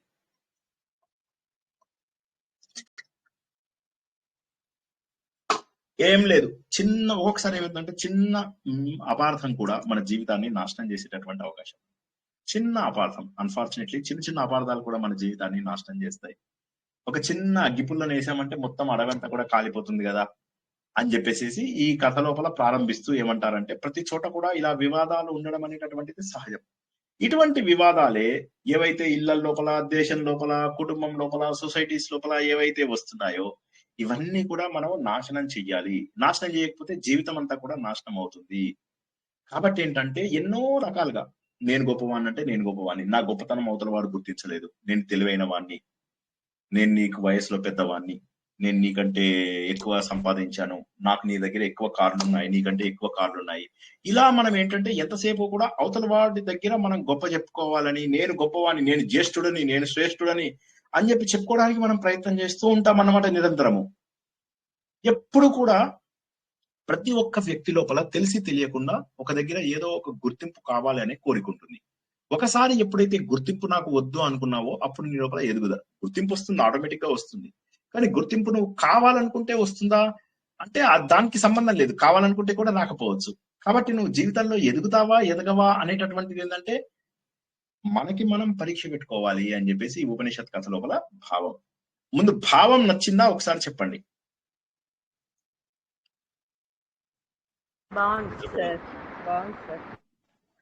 మీరు ఒక్కరే చెప్తున్నారు అంటే మిగతా వాళ్ళు చాలా డీప్ స్లీప్ లోకి వెళ్ళిపోయారు. ఇవాళ ఏమైందంటే చాలా బాగుంది సార్. అంటే ఆ మీనింగ్ ఎంత బాగుందో చూడండి. స్టార్టింగ్ లోనే ఏమంటారంటే ఏదైతే మనకు పేరు, ప్రతిష్ట ఇవన్నీ రావాలి, అందరికంటే నేను కొద్దిగా విశిష్టంగా ఉండాలి, నేను అందరికంటే జ్యేష్ఠుడను, శ్రేష్ఠుడను అని ఏవైతే మనం భావనలు పెట్టుకుంటామో వీటి ద్వారానే కాంట్రావర్సీస్, వివాదాలు వస్తున్నాయి. కాబట్టి ఇప్పుడు నేను ఉదాహరణకి డబ్బు బాగా సంపాదించాను అనుకోండి, నాకు దేవుడి గురించినటువంటి విషయాలు ఏం తెలుస్తాయి? నేను దేవుడి వైపు వెళ్ళాను అనుకోండి, నాకు సంపద అవసరమా? కాబట్టి నేనేం చేస్తాను, వేదాలను సాధించడం ద్వారా జ్ఞానాన్ని సాధిస్తాను, కర్మలను సాధించడం ద్వారా అదృష్టం బాగుంటే డబ్బు వచ్చేటటువంటి ఛాన్స్ ఉంది. ఈ వచ్చిన వాటిని నేనేం చేస్తాను, ఈ డబ్బుని నా ఇంద్రియ సుఖాల కోసమై ఉపయోగించుకుంటా. అంటే కార్లు కొనుక్కోవడము, బంగ్లాలు కొనుక్కోవడము, ఇవన్నీ. ఒక రోజు ఏమైందంటే కన్ను, ముక్కు, నోరు, చెవి ఇవన్నీ కూడా ఆలోచించడం మొదలెట్టాయి. ప్రాణం ఇవన్నీ కూడా ఆలోచించడం మొదలెట్టాయి. మనస్సు, బుద్ధి, ఇవన్నీ. మనస్సు అనేది 4 భాగాలని మనం తెలుసుకున్నాం. మనస్సు యొక్క 4 భాగాలు ఏంటి? మనస్సు, బుద్ధి, చిత్తము, అహంకారము, అంతఃకరణాలు అంటాం. సో మనోబుద్ధి, చిత్త, అహంకారాలు ఏవైతే ఉన్నాయో ఈ 4ంటిని అంతఃకరణాలు అంటారు. సో ఈ అంతఃకరణాలు, ఇంద్రియాలు వీళ్ళందరూ కొట్లాడుతున్నారు. నేను గొప్ప అంటే నేను గొప్ప, ఈ ఎంత గొడవ పెట్టుకున్నారు అంటే ఇక ఆఖరికి కర్రలతో కొట్టుకునేదాకా వచ్చారు. చెంబులు వేసుకున్నారు, కర్రలు కొట్టేసి. చెవి అంటుంది నేను లేకపోతే అసలు నువ్వు వినకపోతే నువ్వు ఏం మాట్లాడతావు అంటే, అప్పుడు నోరు అంటుంది నువ్వు మాట్లాడాలి అంటే నేను ఉండాలి కదా. కళ్ళు అంటే ఏంటంటే సర్వేంద్రియానం నయనం ప్రధానం, అన్ని ఇంద్రియాలలోకి నేను గొప్ప, కాబట్టి నేను లేకపోతే నడవదు. ప్రాణం అంటుంది నేను లేకపోతే అసలు మీకు ఏమీ ఉండదు, ఇవన్నీ నడవని. మనస్సు అంటుంది ఆలోచనల ద్వారానే, నువ్వు ఎలా తెలుస్తుంది నీకు పిచ్చాడికి తేడా ఏముంటుంది? ఆలోచన ద్వారా, బుద్ధి ద్వారా. కాబట్టి ఆలోచనకు ఇచ్చేటటువంటిది మనస్సు. అనగానే వీళ్ళందరూ కలిసి ప్రజాపతి దగ్గరికి వెళ్తారు. ప్రజాపతి దగ్గరికి వెళ్ళి అడుగుతారు, ప్రజాపతి ఇప్పుడు మాకు ఈ కాంట్రవర్సీ వచ్చింది, ఈ వివాదం వచ్చింది, ఇది నువ్వే సాల్వ్ చేయాలి. ఎలాగా? దీంట్లో ఏ ఫ్యాక్టర్ కన్సిడర్ చేయాలి? ప్రతి ఒక్కరు చెప్పింది కరెక్టే అనిపిస్తుంది. మేమందరము కూడా అవతల వాడు చెప్పినది నిజమైతే ఒప్పుకోవడం అనుకున్నాం. మాది వాదన, మాది జల్పము వితండము కాదు, మాది కేవలము వాదన. మూడిటికి తేడా ఎవరన్నా చెప్పగలరా? వితండం అంటే అర్థం లేకుండా వాదించడం. వితండవాదం అంటే ఎదుటోళ్ళు ఏం చెప్తారని అర్థం చేసుకోకుండా దాన్ని ఆపోజిట్ గా వాదించడం. జై శ్రీకృష్ణ సార్. జై శ్రీకృష్ణ. వాదము అంటే గన దాని గురించి డిస్కషన్ చేయడము అన్నట్టుగా ఇద్దరు కలిసి. జల్పము అంటే నీది కరెక్ట్ నాది కరెక్ట్ అనుకుంటూ అట్లా మాట్లాడుకోవడము. అంటే నీవే కరెక్ట్ అంటే ఒక టాపిక్ తీసుకుంటే పాజిటివ్ గా స్మోకింగ్ అనేది తప్పు అనేది ఒకడు వాదిస్తూ ఉంటాడు, ఇంకొక ఆయన స్మోకింగ్ అనేది కరెక్ట్ అనేసి చెప్తూ ఉంటాడు. దీని వాదన అంటాం. జల్పము అంటే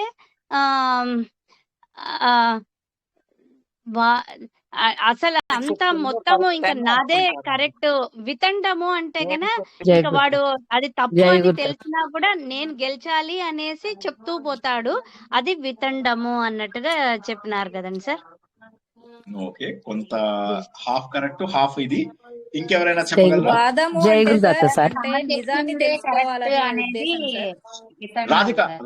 రాధిక చెప్పండి. వాదము అంటే దాంట్లో ఉన్న నిజాన్ని తెలుసుకోవాలన్న ఉద్దేశం, అంటే తర్కం, అంటే ఒక సత్యాన్ని కనిపెట్టే ప్రయత్నము.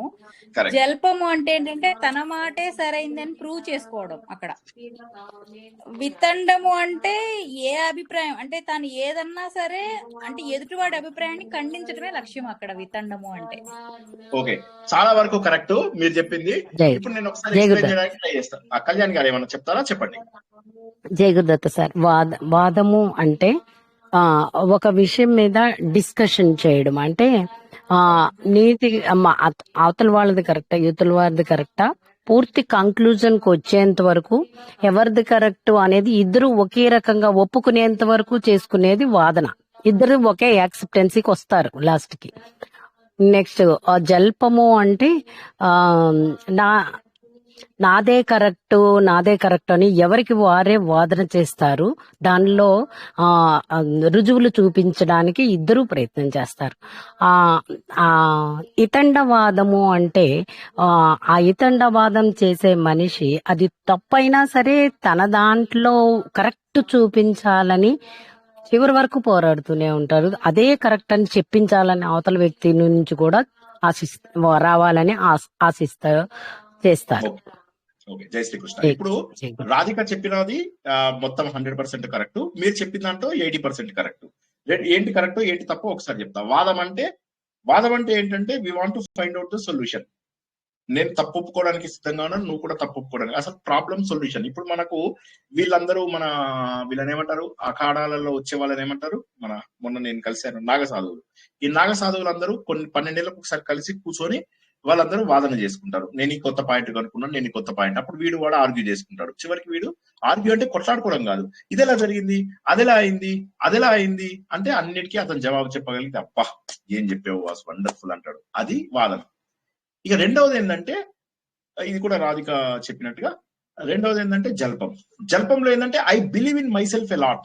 అవతల వాడు చెప్పేది కరెక్ట్ అయి ఉండొచ్చు, కానీ నాకేంటంటే నిన్న కళ్ళతో చూశాను వాడు ఇంట్లోంచి పారిపోవడం, నేను కళ్ళతో చూశాను ఆ అమ్మాయి ఇంట్లోంచి వెళ్ళిపోవడం నేను చూశాను.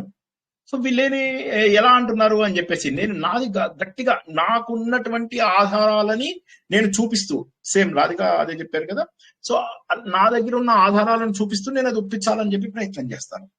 ఇక మూడవది ఏదైతే వితండం ఉందో, వితండంలో అవతల వాడి మాట వినేది లేదు, నాకంటూ ఒక స్టాండ్ ఉండదు. అవతల వాడు ఏమన్నా చెప్పండి నేను ఖండిస్తూ పోవాలి. మనకి ఇది టీవీ డిబేట్స్ అని చెప్పి ఉదాహరణగా తెలుసుకున్నాం. ఎనీవే కమింగ్ బ్యాక్ టు మన వీళ్ళు ఏంటంటే, వీళ్ళందరూ కూడా వాదన చేసుకుంటున్నారు కానీ జల్పం వితండం కాదు. వీళ్ళందరూ ఏం చేస్తారంటే ప్రజాపతి దగ్గరికి వెళ్తారు. ప్రజాపతి మేమంతా కూడా ఒక అగ్రిమెంట్ కు రాలేకపోతున్నాం, మరి ఎలాగా? ఎందుకంటే వీళ్ళందరూ పోటీ పడాల్సిన అవసరం లేదు. ఏం చేశారంటే దేవుడు ఎవడి పని వాడికి ఇచ్చాడు. ఎవడి పని వాడికి ఇచ్చినప్పుడు ఎలా కంపేర్ చేస్తారు? యాపిల్స్ ని ఆరెంజెస్ ని ఎలా కంపేర్ చేస్తారు?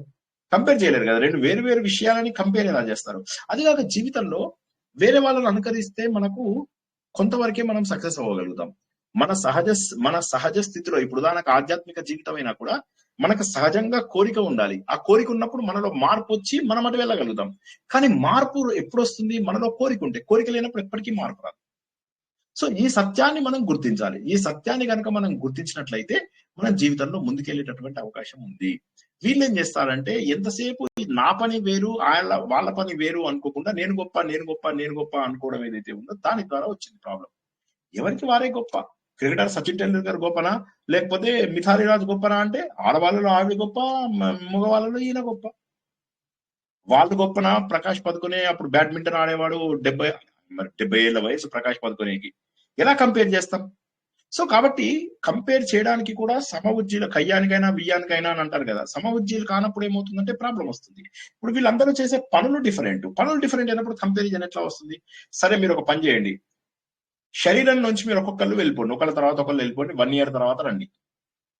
Every person leave the body.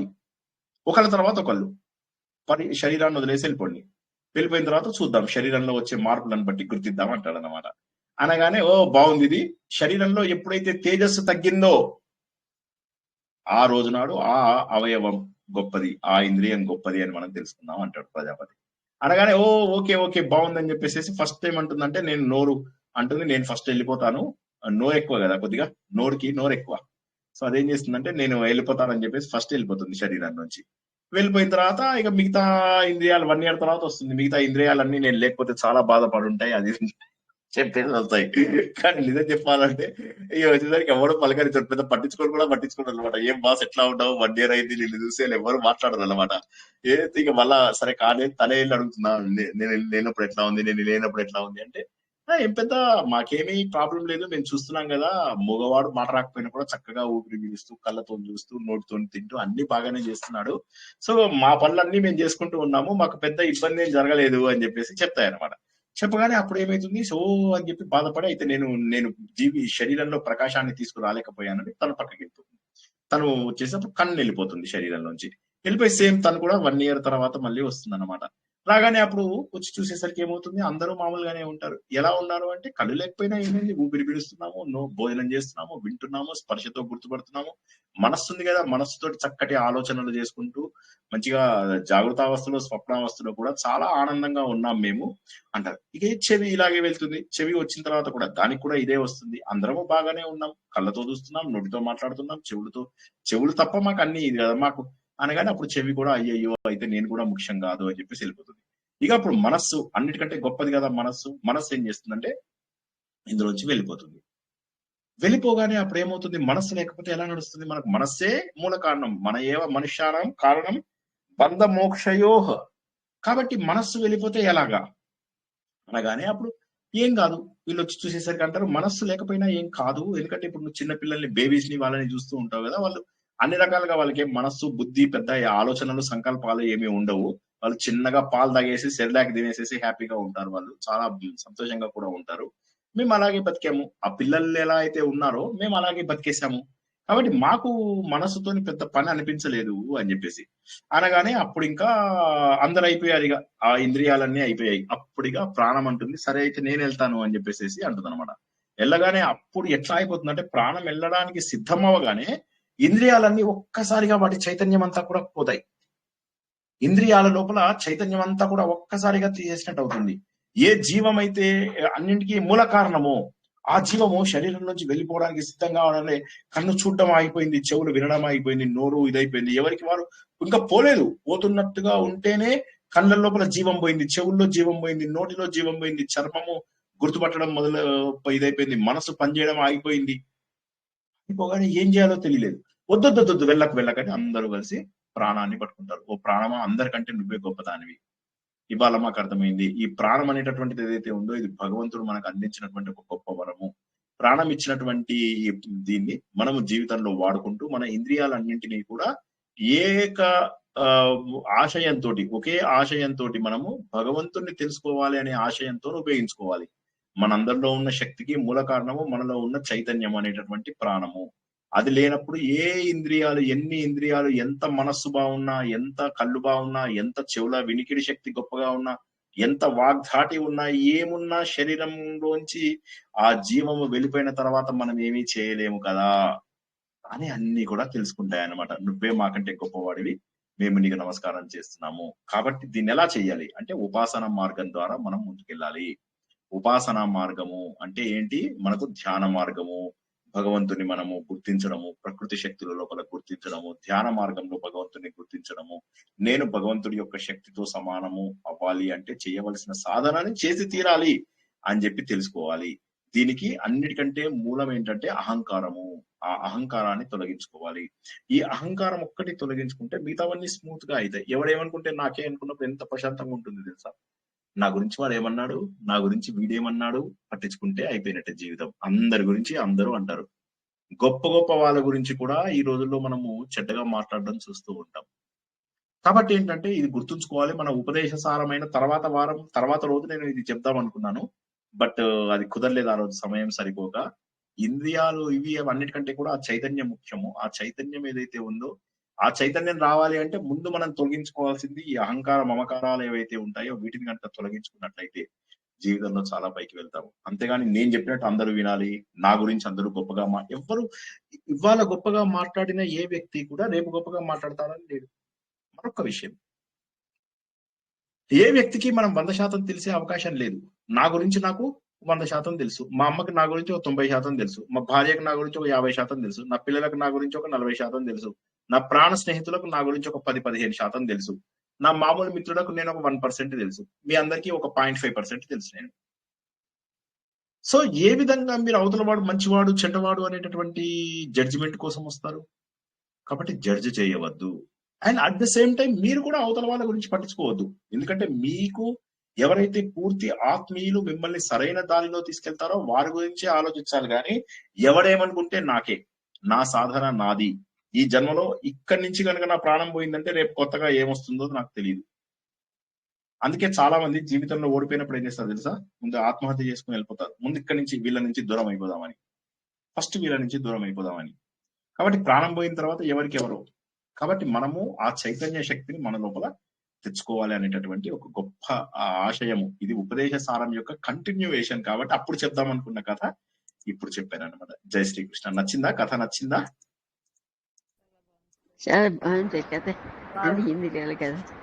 బాగుంది సార్. ఇది ఏ ఉపనిషత్తులో సార్? చాందోగ్య ఉపనిషత్తు ముందులోనే చెప్పాను. చాందోగ్య ఉపనిషత్తులోది చాలా చక్కటి ఇదన్నమాట. అసలు చాలా అద్భుతమైనటువంటి. సో ఈ విధంగా మనకేంటంటే జీవితంలో ఎన్నో సార్లు మనం ఎన్నో విషయం ఎంత టైము 9:49. ఓకే చూద్దాం. సో అయితే ఈ విధంగా మనకు జీవితంలో చెప్పండి. సారీ, ఒక తెలుగు టెక్స్ట్ లో ఈ కథ ఇచ్చారు సార్. చిన్నప్పుడు ఒక తెలుగు వాచకంలో ఉండేది ఇది.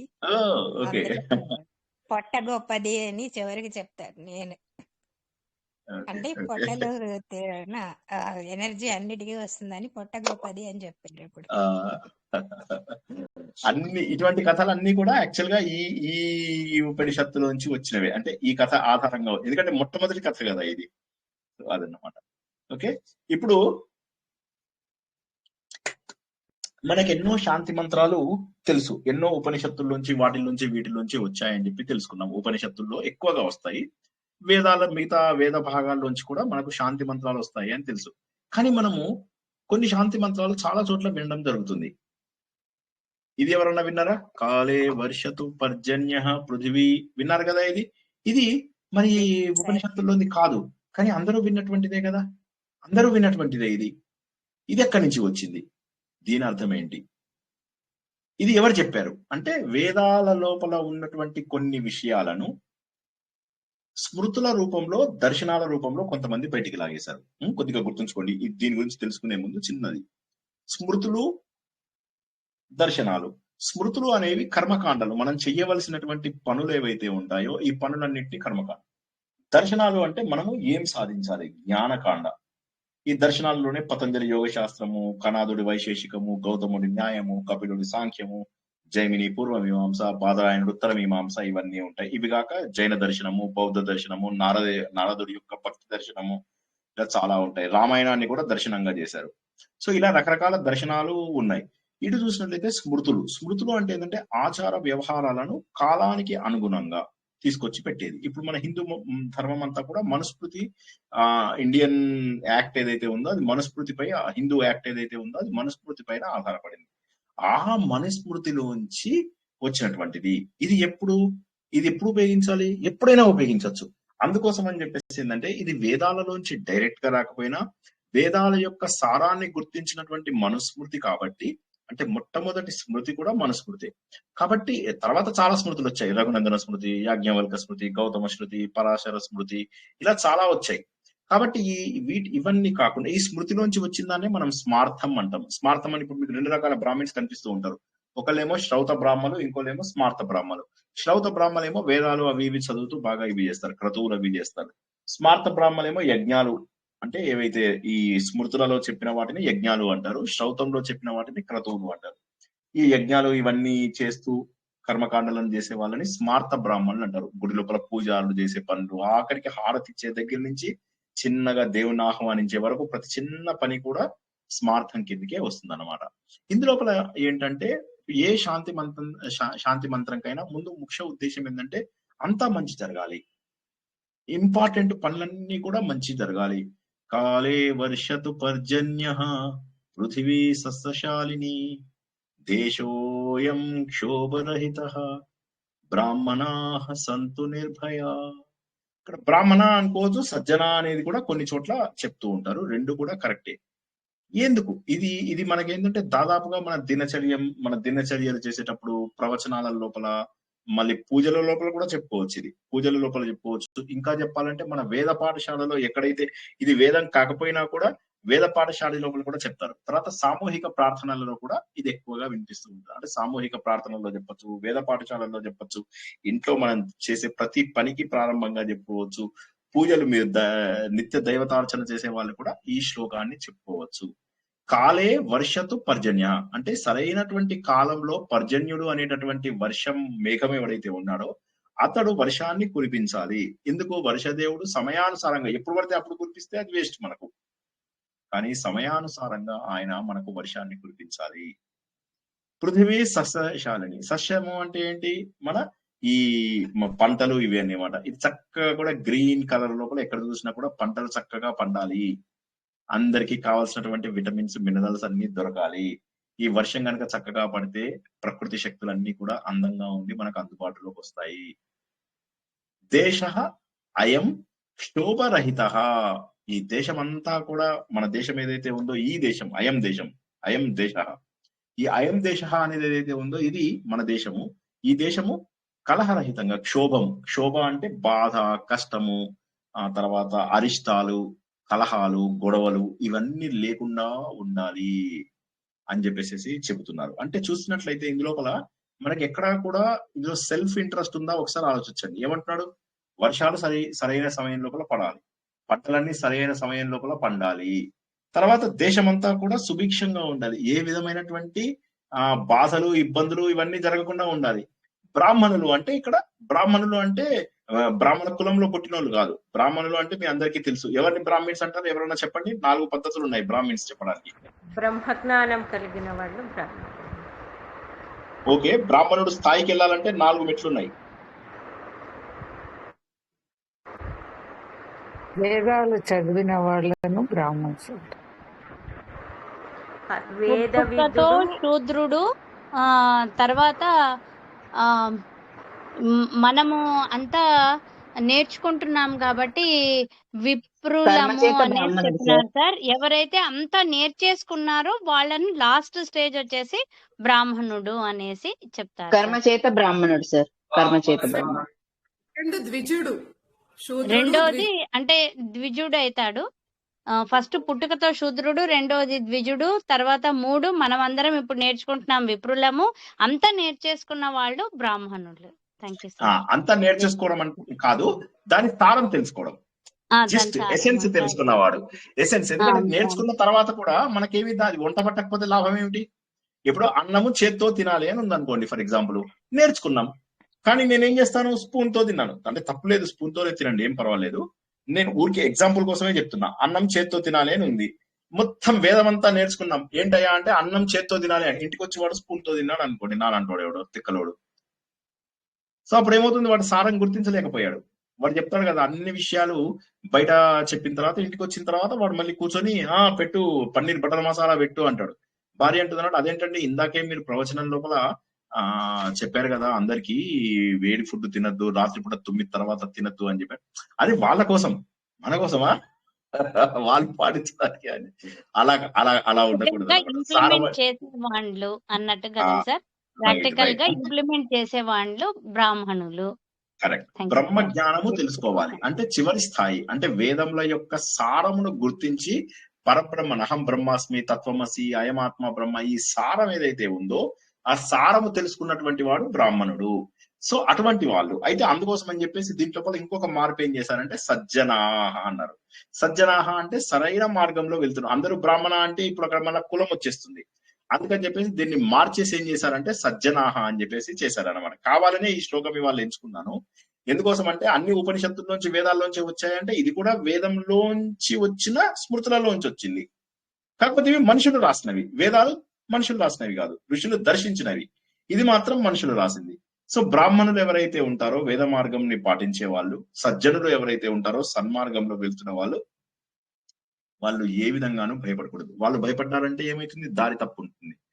మనం శివాజీ గురించి తెలుసుకుంటున్నప్పుడు మనం మొన్న చెప్పుకున్నాం ఏమని, మన గ్రేట్ గ్రాండ్ ఫాదర్స్ ఎవరైతే ఉన్నారో వాళ్ళు భయపడలేదు. భయపడకుండా ఉండడం వల్ల అన్ని కష్టాలను భరిస్తూ సహిస్తూ హిందూ ధర్మాన్ని నిలబెట్టారు. అందువల్ల ఈ రోజు మనం హిందువులుగా మిగిలాం. వాళ్ళందరూ ఆ రోజే కన్వర్ట్ అయిపోయి ఉంటే మనం అన్ని దేశాలలో, ప్రపంచంలో అన్ని దేశాలలో ఇస్లాం కన్వర్ట్ చేసేసింది. మీరు ఏ దేశంకి వెళ్ళండి అంతా కన్వర్ట్ చేసి పారేశారు వాళ్ళు. కానీ ఒక్క మన దేశం దగ్గరికి వచ్చినప్పుడు మాత్రం కన్వర్ట్ చేయలేకపోయారు. ఎన్ని 1000 ఏళ్ళు పరిపాలించారు సుమారుగా. కానీ ఎవ్వరు కొల్లగొట్టడాలతో కలుపుకుంటే 1100-1200 సంవత్సరాల పాటు మన పైన ఏం జరిగినా మన ధర్మాన్ని మనం కాపాడుకున్నాం. దానికి కారణం ఏంటంటే మన గ్రేట్ గ్రాండ్ పేరెంట్స్ ఎవరైతే ఉన్నారో వాళ్ళందరూ కూడా ధార్మికులు, మనం కాదు. మనము ధార్మికులు అంటే ఇప్పుడు ఇవి వింటూ చేస్తున్నది ధార్మికత్వమే. ఇది సమయాన్ని మనం పెట్టి టైం అయింది 10 అయింది సార్, ఇక ఆపేయాల సార్, నిద్ర వచ్చేస్తుంది, అలా కాకుండా ప్రశాంత చిత్తంతో ఈ ప్రవచనాలు ఇవన్నీ కూడా ప్రశాంత చిత్తంతో వినాలి. విన్నదే మళ్ళీ మళ్ళీ మళ్ళీ మళ్ళీ మళ్ళీ మళ్ళీ వింటే ఏదో ఒక రోజు స్ట్రైక్ అవుతుంది. ఇప్పుడు కార్ నాకు ఎలా నడిపియాలో తెలుసు, కానీ కారు నడిపిస్తే కదా నాకు వచ్చేది. ఒక రోజు కాకపోతే 10 రోజుల్లో వస్తుంది, 10 రోజులు కాకపోతే 1 నెల రోజుల్లో వస్తుంది. అప్పుడు రోడ్డు మీదకి తీసుకెళ్తాను, పెద్ద ట్రాఫిక్ లో నడిపిస్తాను. సో అది కాబట్టి ఏంటంటే ప్రకృతి తత్వం ఏదైతే ఉంటుందో అది సమంగా ఉండాలి. సమతుల్యత, ఆధ్యాత్మిక సమతుల్యత, సామాజిక భౌతిక ఆధ్యాత్మిక సమతుల్యత అది మనకు కావాలి. ఆహార సరఫరా, జీవన విధానం ఇవన్నీ కూడా సక్రమంగా జరగాలి. శాంతియుతమైనటువంటి ప్రశాంతమైనటువంటి సమాజము, ఏ విధమైనటువంటి క్షోభలు లేనటువంటి సమాజము. మొన్న యుద్ధం కనుక ఇంకొక 15-20 రోజులు జరుగుంటే ఏం జరిగేదో ఆలోచించుకోండి, ఎంత డబ్బు వేస్ట్ అయ్యేదో. సో బ్రాహ్మణులు అంటే జ్ఞానాన్ని, వేదాన్ని, ధర్మాన్ని అభ్యసించే వాళ్ళు, రక్షించే వాళ్ళు ఎవరైతే ఉంటారో వాళ్ళు స్వేచ్ఛగా ఉండాలి. వాళ్ళు స్వేచ్ఛగా లేకపోతే వాళ్ళు ఏది చేయలేరు. కాబట్టి దీన్ని ఎక్కడ ఉపయోగించుకోవచ్చు? ఇందాక చెప్పినట్టుగా ప్రతి చోట కూడా దీన్ని ఉపయోగించుకోవచ్చు అన్న విషయాన్ని మనం చాలా అద్భుతమైనటువంటి విషయాన్ని తెలుసుకున్నాం అన్నమాట. అంటే ప్రపంచంలో చక్కటి పంటలు పండని, చక్కగా వర్షాలు సమయానికి కురవని, నా దేశం అంతా కూడా ఆనందంగా ఉండని, ఇంకా ఇంతకు మించి నేనేం కోరుకుంటాను? అందరూ కూడా సన్మార్గంలో ఉన్నటువంటి వాళ్ళందరూ కూడా చక్కగా ఉండాలి, ఆనందంగా ఉండాలి. బస్ అయిపోయింది. ఇవన్నీ కూడా మనకు ఈ శాంతి మంత్రాలన్నీ కూడా అద్భుతమైనటువంటి సందేశాన్ని ఇస్తూ ఉంటాయి. ప్రతి శాంతి మంత్రము వేరే శాంతి మంత్రం కంటే ఏదో ఒక కొత్త పాయింట్ ని యూనిక్ గా తీసుకురావడం అనేది జరుగుతూ ఉంటుంది. తెలుసుకున్నాం. 10 అయిపోయింది. సంతు నిర్భయ అన్నారు కదా సార్. బ్రాహ్మణ సంతు నిర్భయ అంటే సంత్ అంటే సజ్జనులా సార్? సంతు అంటే అస్తుకి ప్లూరల్ ఫామ్ ని సంతు అంటారు. కృష్ణ బ్రాహ్మణ నిర్భయాః అస్తు, బ్రాహ్మణాః ప్లూరల్ ఫామ్, నిర్భయాః సంతు, అస్తి సంతి. దానికి ఉండుగాక, చెయ్యుగాక అనేది మనకు విధిలింగు అవి ఉంటాయో అక్కడ మనకేమవుతుందంటే అక్కడ ఇది మనకు సంతు, పృచ్చతు, పిబతు, వదతు అని అంటాం కదా, అదే అన్నమాట. ఇక్కడ ఆతు, సంతు, సంతి, సంతు, ఉండుదురుగాక, ఆజ్ఞా ప్రేరణ. సార్ ఇది సెకండ్ లైన్ ఒకసారి చెప్పండి సార్. కాలే వర్షతు పర్జన్యః. కాలే అంటే సప్తమి విభక్తి. కాలే వర్షతు పర్జన్యః, పర్జన్యుడి ద్వారా, పర్జన్యుడు అంటే మేఘదేవత ద్వారా వర్షములు కాలే అంటే సమయంలో పడాలి, సప్తమి విభక్తి కదా, పడవాలి. పృథివీ అంటే భూమి, సస్యశాలిని అంటే సస్యశాలంగా ఉండేదాన్ని, సస్యశ్యామలంగా ఉండేదాన్ని సస్యశాలిని అంటారు. ఓకే, గౌతముడి కుమార్తె గౌతమి లాగా. నెక్స్ట్ దేశ అయం శోభరహిత. అయం దేశ అంటే ఈ దేశం. అయం ఇయం ఇదం అని చెప్పి మనం 3 ఫార్మ్స్ తెలుసుకున్నాం కదా మొదట్లో కూడా సంస్కృతంలో. అయం ఇయం ఇదం 3 తెలుసుకున్నాం. అయం అంటే మగవాళ్ళకి. మీరు మ్యూట్ లో పెట్టుకోండి ఒక్కసారి, మీది డిస్టర్బెన్స్ బాగా వస్తుంది వెనక నుంచి. అయం అంటేనేమో మగవాళ్ళకి, ఇయం అంటేనేమో ఆడవాళ్ళది, ఇదం అంటేనేమో నపుంసకలింగం. అయం దేశ అంటే పుంలింగం. అయం దేశ శోభరహిత. క్షోభ అంటే ఏం చెప్పుకున్నాం మనం ఇందాక? క్షోభ లేకుండా ఉండడం, బాధలు కష్టాలు లేకుండా సుభిక్షంగా ఉండడము అని చెప్పేసి తెలుసుకున్నాం అన్నమాట. ఓకే, బ్రాహ్మణాః నిర్భయాః సంతు. బ్రాహ్మణాః ప్లూరల్ ఫామ్, నిర్భయాః నిర్భయముగా, సంతు ఉండుదురుగాక. గాక అని మీనింగ్ అన్నమాట. సంతు అంటే గాక, ఉండుదురు గాక. సంతి అంటే ఉన్నారు, సంతు ఉండుదురుగాక. పిబతి తాగాను, పిబతు తాగుగాక. పృచ్చతి మాట్లాడుతున్నాను, పృచ్చతు. వదతి వదతు. చలతి చలతు. గచ్చతి గచ్చతు. ఓకేనా, క్లియరా? అది శ్లోకమే 2వ లైన్ చెప్పండి సార్. పృథ్వీ మాధవి గారు నేను పెట్టాను చూడండి ఒకసారి టెలిగ్రామ్ లో. ఓకే అండి. జై శ్రీకృష్ణ. నచ్చిందా ఇవాళ సెషన్? నచ్చిందా? ఇవాళ మనం ఏం తెలుసుకున్నామంటే, ఒకటేమో ఇప్పటి వరకు తెలుసుకున్న 5 సూక్తముల యొక్క సారం తెలుసుకున్నాము. తర్వాత ఉపదేశ సారానికి కొనసాగింపు అయినటువంటి ఒక అద్భుతమైనటువంటి ఉపనిషత్ కథని తెలుసుకున్నాము. చాందోగ్య ఉపనిషత్తులో ఉన్నటువంటి ఒక గొప్ప కథను తెలుసుకున్నాము. ఎవరు గొప్ప అంటే చైతన్యం గొప్ప. ఆ చైతన్యం ఉన్నంత వరకే ఇవన్నీ పనిచేస్తాయి. ఈ శరీరాన్ని చూసి అహంకారం పొందకు, ఎందుకంటే ఈ అహంకారము నిన్ను దెబ్బతీస్తుంది. ఈ శరీరంలో ప్రాణం ఉన్నంత వరకే ఇవన్నీ పనిచేస్తాయి. కాళ్ళు, చేతులు, కళ్ళు, ముక్కు, నోరు, నీ మనస్సు, ఇవన్నీ. ఒకసారి ప్రాణం వెళ్ళిపోతే పనిచేయవు అని చెప్పడం అక్కడ ఉద్దేశం. అది ఇవన్నీ కూడా గొప్ప జ్ఞానాన్ని అందిస్తున్నాయి. మీరు ఆలోచించాలి. ఇది ఎంత, the more you think about it, you will the more you feel happier. So అది మీరు గుర్తుంచుకోండి. సో కాబట్టి ఏమవుతుందంటే ఇక్కడ అలాంటి ఆనందం మనకు రావాలి అంటే ఎక్కువ ఆలోచించండి. ఇక మూడోది మనం ఏం తెలుసుకున్నాం ఇవాళ? శాంతి మంత్రం. ఈ శాంతి మంత్రము మొట్టమొదటిసారిగా వేదములలో ఉన్నటువంటిది కాకుండా వేదములలోంచి వచ్చినటువంటి స్మృతులు, దర్శనాలను 2 ఉంటాయి. ఈ స్మృతులలో మనుస్మృతిలో ఉన్నటువంటిది బాగా పాపులర్ గా ఉన్నటువంటి దాన్ని మనము నేర్చుకున్నాము. అందులోపల కూడా ఏం నేర్చుకున్నాము, ఇందులోపల వర్షం సమయానికి పడాలి, పంటలు సరైనటువంటి సమయానికి సస్యశ్యామలము అంటాం కదా, గ్రీన్ అన్నమాట. సో అలా గ్రీన్ గా ఉండాలి. సస్యము అంటే వ్యవసాయం, పంటలు. సో అది గ్రీన్ రెవల్యూషన్ అంటాం కదా. ఈ దేశమంతా కూడా ఎటువంటి ఇబ్బందులు లేకుండా ఉండాలి, బ్రాహ్మణులు అందరూ కూడా భయం లేకుండా ఉండాలి అని చెప్పి. బ్రాహ్మణులు అంటే సజ్జనులు అని గుర్తుంచుకోండి. జై శ్రీకృష్ణ. అది ఆత్మసుఖం చెప్పానా ఇందాక, చెప్పలేదా? ఆత్మసుఖము వీడి నీ ఆట కొరకు పాత్ర పోషణ చేసేది సూత్రధారి, విశ్రమించదని పాదం ఆశ్రయించి పరమ కరుణాంతరంగా శ్రీ పాండురంగ. జై శ్రీకృష్ణ. ఇప్పుడు చక్కటి విషయాలు తెలుసుకున్నాము, మంచిగా అభ్యాసం చేసుకోండి. ఇక రేపు ఎల్లుండివి ఒకసారి కార్యక్రమాలు మనం తెలుసుకుందాము. రేపు 14వ చాప్టర్ పూర్తి చేసుకోవడానికి ప్రయత్నం చేస్తాం. 12వ చాప్టర్ లోపల ఏం తెలుసుకున్నాము, భక్తి అంటే ఎలా ఉండాలి ఒక భక్తుడు అని 35 లక్షణాల గురించి తెలుసుకున్నాం. 13వ అధ్యాయంకి వచ్చేసరికి ఒక 300-400 ఉదాహరణలు తెలుసుకుని రిపీట్ అయ్యాయి చాలా ఉదాహరణలు. ఆ ఉదాహరణలన్నిటి ద్వారా దాన్ని మనం జ్ఞానేశ్వరి అనేటటువంటి భగవద్గీత బుక్, సంత జ్ఞానేశ్వర్ రాసిన బుక్ లో ఉన్నటువంటి ఉదాహరణలని అంటారు కదా, కాళిదాసు కవిత్వం కొంత నా పైత్యం కొంత అని. సో ఆయన కవిత్వము మన పైత్యము, సో అవి రెండు పెట్టి నేను మీకు చెప్పాను. సో అది మీకు అందులో ఆ ఎగ్జాంపుల్స్ అన్ని కూడా సంత జ్ఞానేశ్వర్ బుక్, పెద్ద బుక్, అది చక్కటి బుక్. వీలైన ప్రతి ఒక్కరూ కొనుక్కోండి. అది కొద్దిగా ఎక్స్పెన్సివే, వీలైతే తప్పకుండా కొనుక్కోండి. ఆ బుక్ లోంచి చెప్పిన ఉదాహరణల ద్వారా 13వ అధ్యాయంలో మొట్టమొదటిసారిగా జ్ఞానం అంటే ఏంటో దేవుడు చెప్పడం జరిగింది. 14వ అధ్యాయంలో జ్ఞానం చెప్పాడు, జడము చైతన్యం గురించి చెప్పాడు. ఇప్పుడు చైతన్యం గురించి ఏం చెప్తున్నాడు దేవుడు అనేది 14వ అధ్యాయంలో రేపు పూర్తవుతుంది. అయిపోయాక వచ్చేదేంటి, డైరెక్ట్ గా భగవంతుడిలో కలిసిపోవడమే. నేను ఆత్మస్వరూపుడని, నేను భగవంతుడి స్వరూపుడను, నేను పరమాత్మకి వేరుగా లేను అని చెప్పి తెలుసుకునేది 15వ అధ్యాయంలో కూడా తెలుసుకుంటాం. సో 15వ అధ్యాయంలోకి వెళ్ళాలి అంటే రేపటి అధ్యాయం ముగిసిపోవాలి. సో రేపు తప్పకుండా అందరూ సమయానికి జాయిన్ అవ్వండి. రేపు 14వ అధ్యాయం ముగించుకుందాం. ఇక నెక్స్ట్ ఎల్లుండి ఎప్పట్లాగే మనకు విష్ణు సహస్రనామం కొనసాగుతుంది. తర్వాత మళ్ళీ మనకు సాటర్డే నాడు మనకు 2 ప్రవచనాలు ఉండే అవకాశం ఉంది. ఒకటి నారాయణీయము, రెండవదేమో సంపూర్ణ మహాభారతం లోపల మనకు సభాపర్వం పూర్తయిపోతుంది. ఆ తర్వాత వచ్చే అరణ్యకాండ చాలా పెద్దది. ఈ ఆది పర్వము సభాపర్వము ఎంతైతే ఉందో అరణ్యకాండ అంత పెద్దది. అరణ్యకాండ చాలా మహత్తు కలిగినటువంటిది. అరణ్యకాండలో ఇక వేదాలలో ఉన్న ప్రతి విషయం ఉందని చెప్పుకోవచ్చు. ఇక అంత డీటెయిల్డ్ గా ఉంటుంది అరణ్యకాండ. అరణ్యకాండ ఒక్కటే మనకు సుమారుగా 1 సంవత్సర కాలం పట్టే అవకాశం ఉంది. సో కాబట్టి మీరు రివిజన్ చేసుకుంటానంటే ఈ ఎల్లుండి సాటర్డే నాటి క్లాస్ అయిపోయిన తర్వాత ఒక వారం రోజులు, 10 రోజులు, 2 వారాలు, 3 వారాలు మీకు అందులో బ్రేక్ ఇచ్చి అరణ్యకాండ ప్రారంభించుకుందాం. లేదు సార్ మాకు బానే ఉంది, కథలే కాబట్టి బాగుంది అంటే వెంటనే కంటిన్యూ చేసుకుందాం.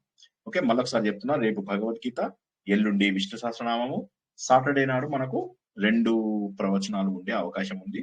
మధ్యాహ్నం నారాయణీయము, భాగవతం. నారాయణీయం అంటే భాగవతం మీ అందరికీ బాగా నచ్చింది. వాటిని చాలా చక్కగా 9 క్లాసుల లోపల తత్వాన్నంతా కూడా బాగా అర్థం చేసుకున్నాము. ఇంకా వివరంగా భాగవతంలో ఉన్న మధురిమలు ఏవైతే ఉన్నాయో అంటే పూర్తి స్థాయి మాధుర్యాన్ని మనము నారాయణీయంలో అందుకుంటున్నాం. అది వీలైతే ఆ రోజు చూద్దాం. ఇంకా నేను కన్ఫర్మ్ చేయలేదు, నా RSS ప్రోగ్రామ్స్ బట్టి నేను చెప్తాను. సో నెక్స్ట్ నాకు ఇక వేరే ప్రోగ్రామ్స్ ఏం లేవు, అది ఉంటేనే నేను ఏదన్నా వేరేది. ఓకే, నెక్స్ట్ సాటర్డే నాడు మహాభారతం మనము సభాపర్వం పూర్తి చేసుకుంటాము. ద్రౌపది వస్త్రాపహరణము, తర్వాత వీళ్ళు అడవికి వెళ్ళడము, దాని గురించి ఏం జరిగింది అంతవరకు తెలుసుకుంటే అక్కడికి సభాపర్వం అయిపోతుంది. అరణ్యకాండ చాలా పెద్దది అండ్ అత్యంత జ్ఞానం ఉన్నది కాబట్టి అది మనకు సుమారుగా 1 year పడుతుంది. ఓకే, ఇది మనకు ప్రస్తుతం. తర్వాత సండే నుంచి సంస్కృతంలో అలంకారములు, సందులు ఇలాంటివి ఏవైతే ముఖ్యమైనటువంటివి అన్ని ప్రతి ఒక్కటి తెలియకుండా ఎగ్జామ్ లాగా కాకుండా చాలా ముఖ్యమైనవి ఎక్కడెక్కడ మనకు భాషకు అవసరమైనవి ఉన్నాయో అవి తెలుసుకుంటాము. సో లెవెల్ 3లో ఉన్న వాళ్ళు మాత్రం అటెండ్ అవ్వండి. మిగతా వాళ్ళు అటెండ్ అయితే తప్పేమీ లేదు, కానీ కన్ఫ్యూజ్ అవ్వకుండా అంతే. జై శ్రీకృష్ణ. ఇప్పుడు ఎవరికి ఏ ప్రశ్నలు ఉన్నా అడగండి. సార్ ప్రాణం జీవం ఒకటేనా సార్?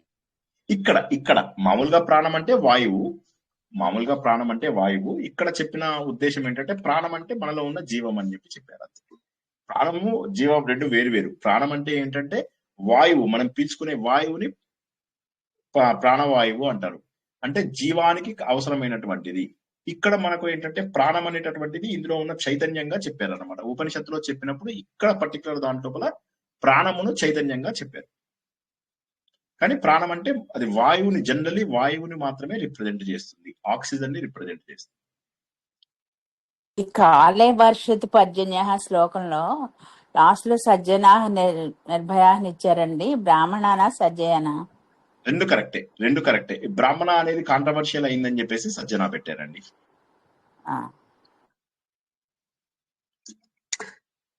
మనుషులు రాసిందే కదా, ఏం పర్వాలేదు. ఇప్పుడు వేదవ్యాసుడు రాసిందని మనం మార్చదు, ఇది మనుషులు రాసిందే కదా. కాలే వర్షతి పర్జన్య అని చెప్పినప్పుడు సార్ సమయానికి వర్షాలు పడ్డామని కదండి.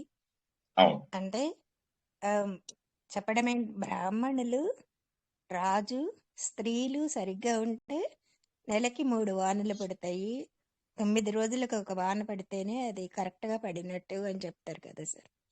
ఓకే, బాగుంది. అంటే నాకు విన్నాను కానీ నాకు డీటెయిల్ తెలియదు, కానీ మీరు బాగా చెప్పారు. చెప్పండి ఒక్కసారి, మళ్ళీ చెప్పండి, అందరూ వింటారు. ఎక్కడైనా రాజు, బ్రాహ్మణుడు, స్త్రీ ఈ ముగ్గురు బాగున్నప్పుడు వర్షం కరెక్ట్ గా సమయానికి పడుతుంది. అది కూడా 9 రోజులకు ఒక వాన, నెలకి 3 వానలు పడితేనే అది కరెక్ట్ గా పడినట్టు అంటున్నారు. చాలా బాగుంది, వండర్ఫుల్, చాలా చక్కగా చెప్పారు. రామరాజ్యంలో వర్షాలు బాగా పడేవి టైంకి అని చెప్పేవాళ్ళు కదండి. అవును అవును అవును. ఇంకా ఎవరైనా ఏమైనా మాట్లాడతారా? చక్కటి ఇది విన్నారు. అండ్ వేదం గుర్తుంచుకోండి, ఎన్నో జన్మల అదృష్టం ఉంటే తప్ప మనకు వేదము నేర్చుకునే అవకాశము ఇది రాదు. అదృష్టంలో నేర్చుకుంటున్నాము, అది కూడా మనం తత్వ చింతన ద్వారా నేర్చుకుంటున్నాం. సంహిత నేర్చుకుంటున్నాం కదా, ఓ ఇంద్రుడా నీ కోసము నేను సోమరసం పెట్టాను, నువ్వు వచ్చి తాగు, నీకు 2 గుర్రాలు పెట్టాము బాగున్నాయి. ఇలా మనము అసలు అర్థం చెప్పుకున్నప్పటికీ కూడా తాత్విక అర్థం కూడా మనం తెలుసుకుంటున్నాము, ఆధ్యాత్మిక అర్థం తెలుసుకోండి. అండ్ ఈ రోజు తెలుసుకున్న ముఖ్య విషయం ఏంటంటే అహంకార మమకారాలు ఎట్టి పరిస్థితుల్లో మీ దగ్గరికి రానియకండి. నా మాటినండి, ఎందుకంటే అనుభవపూర్వకంగా చెప్తున్నా, అహంకారం ఉన్నంత వరకు మనం నేర్చుకోలేము. ఒక్కసారి నవ్వుతూ వెళ్ళండి. నేను చిన్నప్పటి సంగతి చెప్పాలి. ఒకసారి ఒక చోట నేను మా మిత్రుడు మేమున్నాము. నా ఫ్రెండ్ ఒకడు కాంపిటీషన్ లో గెలిచాడు అన్నమాట. గెలవగానే నాకు అసూయ ప్రారంభమైంది. నేను ఉన్నాను, నేను గెలవాల్సింది ఇది అని చెప్పి నాకు సెకండ్ ప్రైజ్ వచ్చింది, అతనికి ఫస్ట్ ప్రైజ్ వచ్చింది. సో కొద్దిగా అసూయగా ఉండే అనమాట. ఇంతలోకి మా థర్డ్ ఫ్రెండ్ ఎవరైతే ఉన్నాడో వాడు వచ్చేసేసి ఇతన్ని గట్టిగా లేపేసి ఇది అయ్యాడు. అతనికి ఇద్దరము సమానమే, కానీ ఇద్దరము సమానమైనా కాకపోయినా అతడు కూడా కాంపిటీషన్ లో పార్టిసిపేట్ చేశాడు, అతను కూడా కాంపిటీషన్ లో ఓడిపోయాడు. కానీ ఆ రకమైనటువంటి అసూయ అది లేదు. సో అప్పుడు నేను అనుకున్నాను, ఓకే అసూయ అనేటటువంటిది చెడ్డది. అంటే మనలో ఉన్న తప్పులని మనమే గుర్తించగలిగే స్థాయికి వస్తే ఓకే. కొన్నిసార్లు ఎటువంటి వారైనా తప్పు చేయడం అనేది సహజం జీవితంలో, కానీ తప్పు చేసినప్పుడు గుర్తించుకుని వీలైనంత వరకు దాన్ని కంట్రోల్ చేయడం. ఓకే నాలో అసూయ వచ్చింది, ఓకే నా లోపల పొగరు వచ్చింది, ఎవడన్నా కాళ్ళు మొక్కాడు నా లోపల పొగరు వచ్చింది, ఓకే నేను ఇది తగ్గించుకోవాలి, ఇప్పటి నుంచి కాళ్ళు మొక్కించుకోను. So this is how you tailor yourself. నిన్ను నువ్వు టైలర్ చేసుకోవాలి, నిన్ను నువ్వు మార్చుకోవాలి. అంటే ఏంటంటే ఇలా ప్రతి నిమిషం ఆలోచించుకుంటే చాలా మంచిది. సెల్ఫ్ అనాలిసిస్